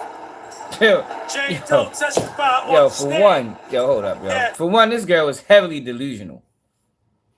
All right, I don't know what the fuck make her think that they're in a fucking relationship, but at least not a committed one. They definitely was in some type of relationship, but it wasn't committed. That's why Diddy kept trying to get rid of her, because it's like she bringing confusion into his life, man. The Diddy is living a rock star life, man. Diddy was a rock star, Kid Rock. You know what I mean? And that's how he was living.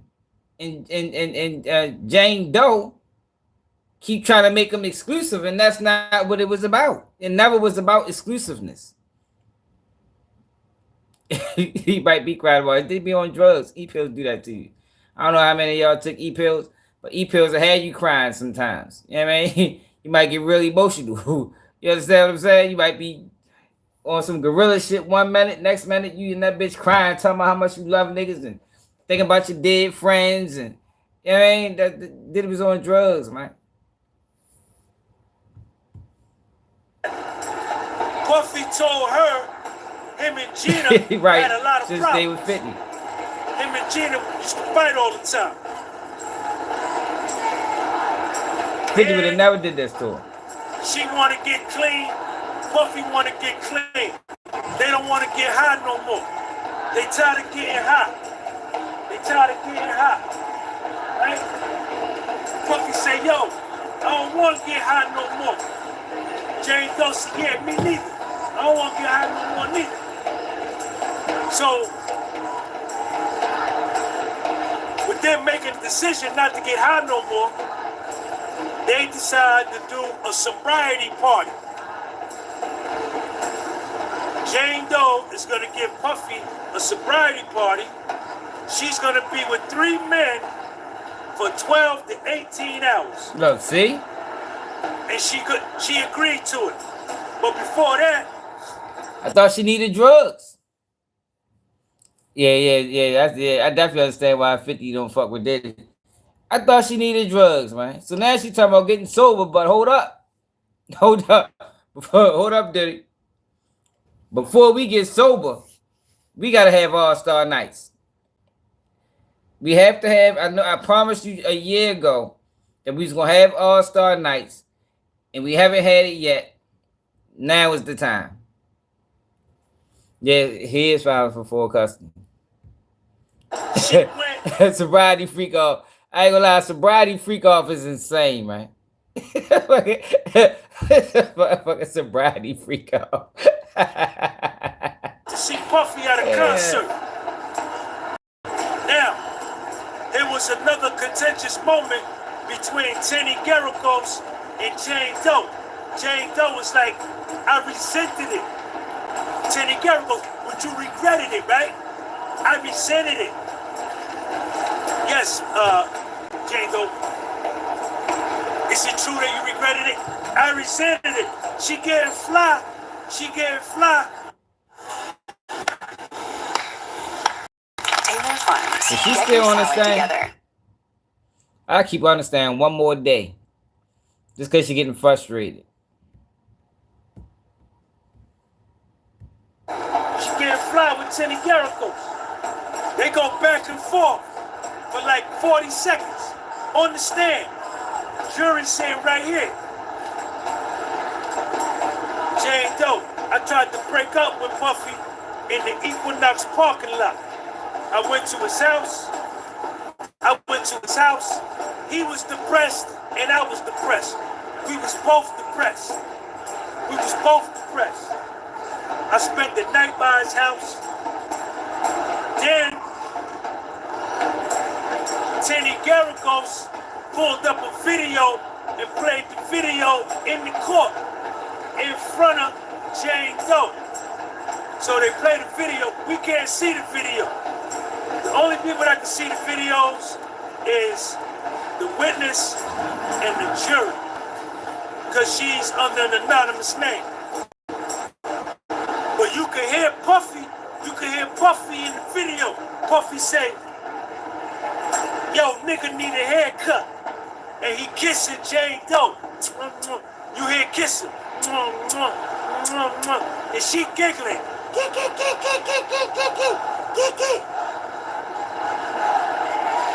Niggas need a haircut. They kissing each other. Puffy say, "I was in a dark hole. I love you. I never want to hurt you. No matter what's going on in your head, you came to save me." And they kissing each other in the video. And Jane Doe, they showed that in the court. They showed that in the court.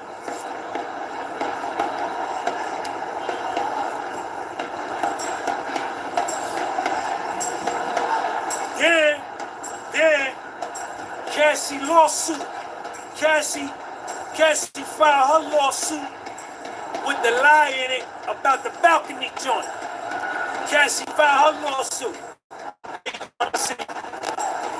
Filed her lawsuit. Yeah, but that's not sex trafficking though. That's typical. Niggas do that. It happens, man. Then, but don't forget she was fucking the sex workers on the side too, Kim. Don't forget that now. Told Jane Doe that Cassie was one of his greatest loves ever.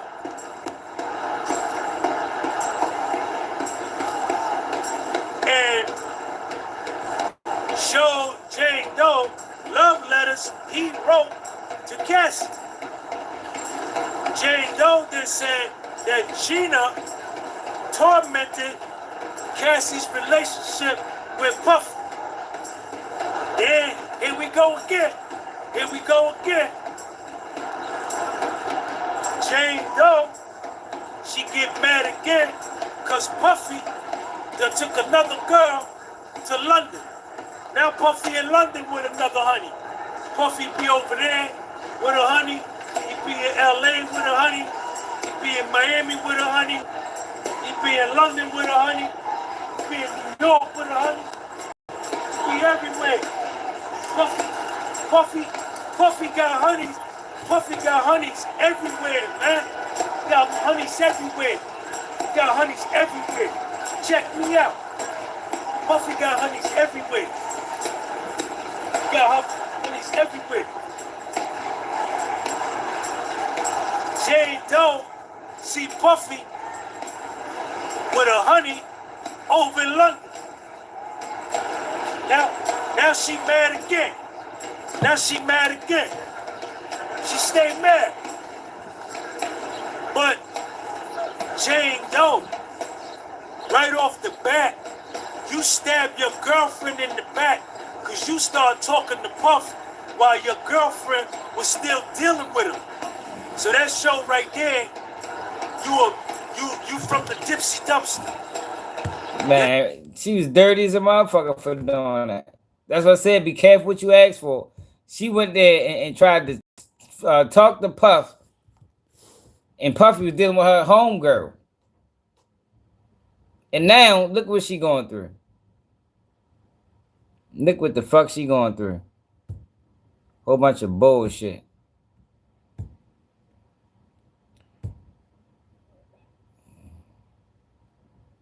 So let me see. There's some things.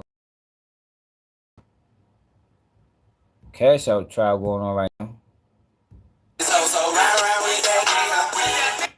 We got to tap into this trial probably this weekend. He on trial for sex trafficking right now too. State though. It's probably more traditional style of sex trafficking as opposed to what the fuck going on in Diddy case. Damn, y'all, man, Amanda Lewis died. Y'all remember this? Whoever old enough? MTV VJ? I think she had breast cancer.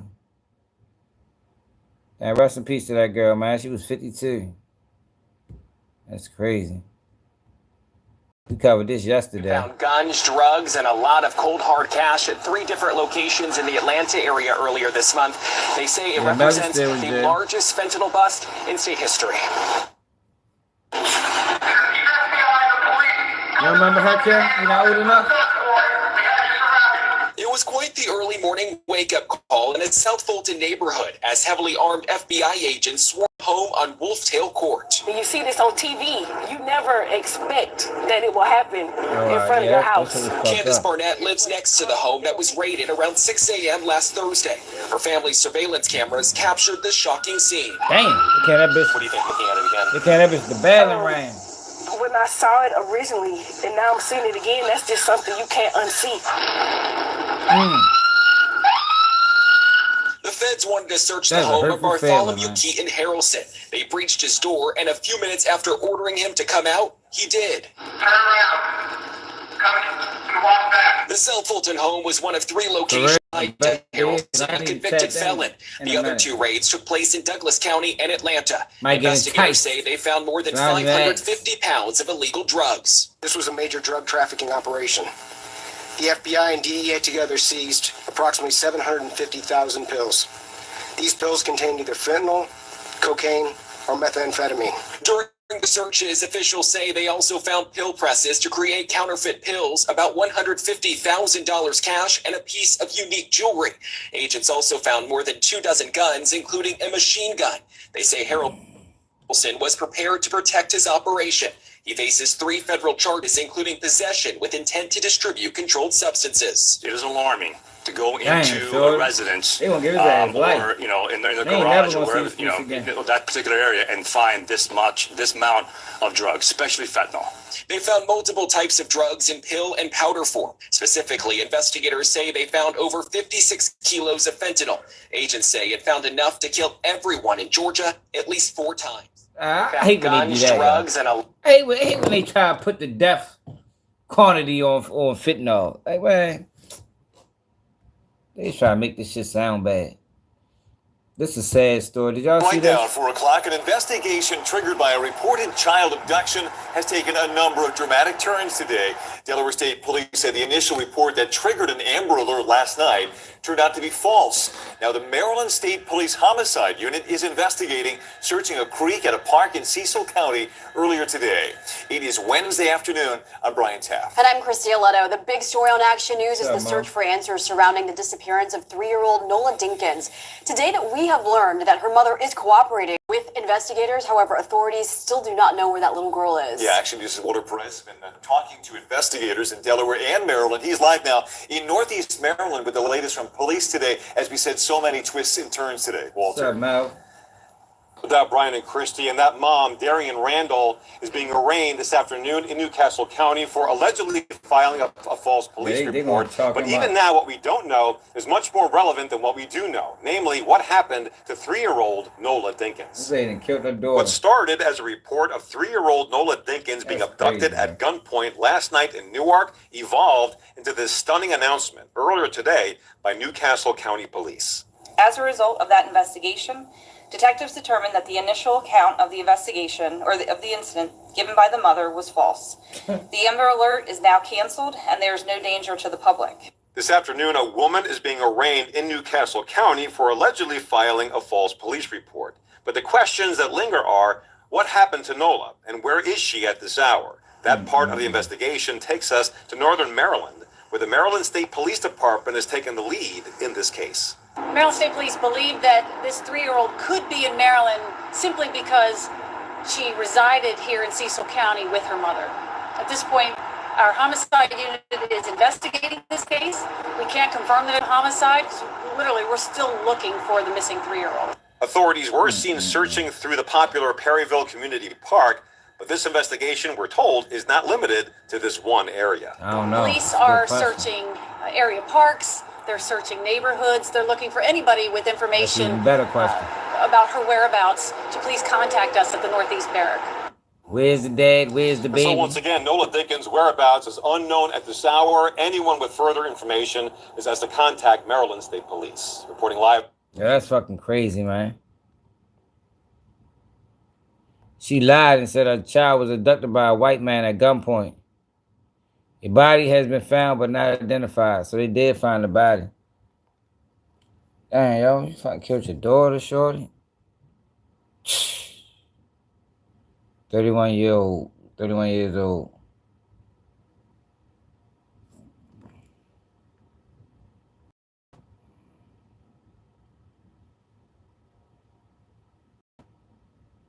So they did find a baby. Officials said the investigation has been upgraded to a homicide investigation and shared that Randall's story was a lie. It didn't share every detail, but human remains have been found, unfortunately. The remains appear to be of a child, according to police.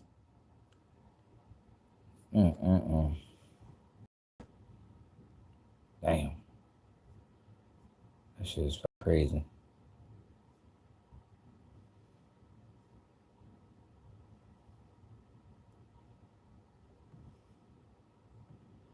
Did I say even any of that Cassie shit? I don't think I say none of that Cassie shit. Matter of fact, my man sent me something about Cassie.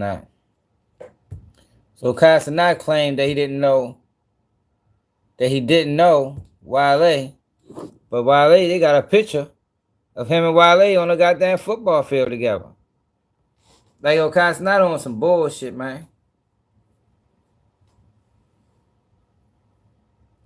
Yeah, I don't understand that, yo. Look, Wale posted a picture of himself and Kai playing on the same flag football team back in February, implying that the two had met prior to the BET Awards. Cassie was wrong. Yo, Cassie has an issue. It's like he's not respecting the people that came before him, man. Like you can't do that, sure. You out of line for that. Act like he ain't no Wale. But the man was y'all played on the same football team. I'm sure he introduced himself. To grab his ass, get beastie with him, going this way, going with it, but Vessel just get out that jail. 1980. You looked at like a straight Baltimore nigga that just did some hot shit. Amazing. It's amazing.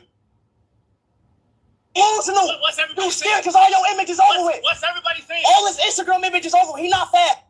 Yeah, this nigga, I show speed. Shorty is a fucking specimen. Like, he need to go play motherfucking. Well, he don't need to go play. He doing good with what he doing.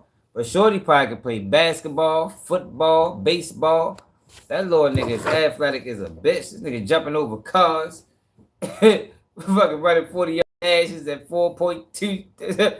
Like Shorty, I don't know where the fuck he came from, or how he got like that, but Shorty is a specimen athletically.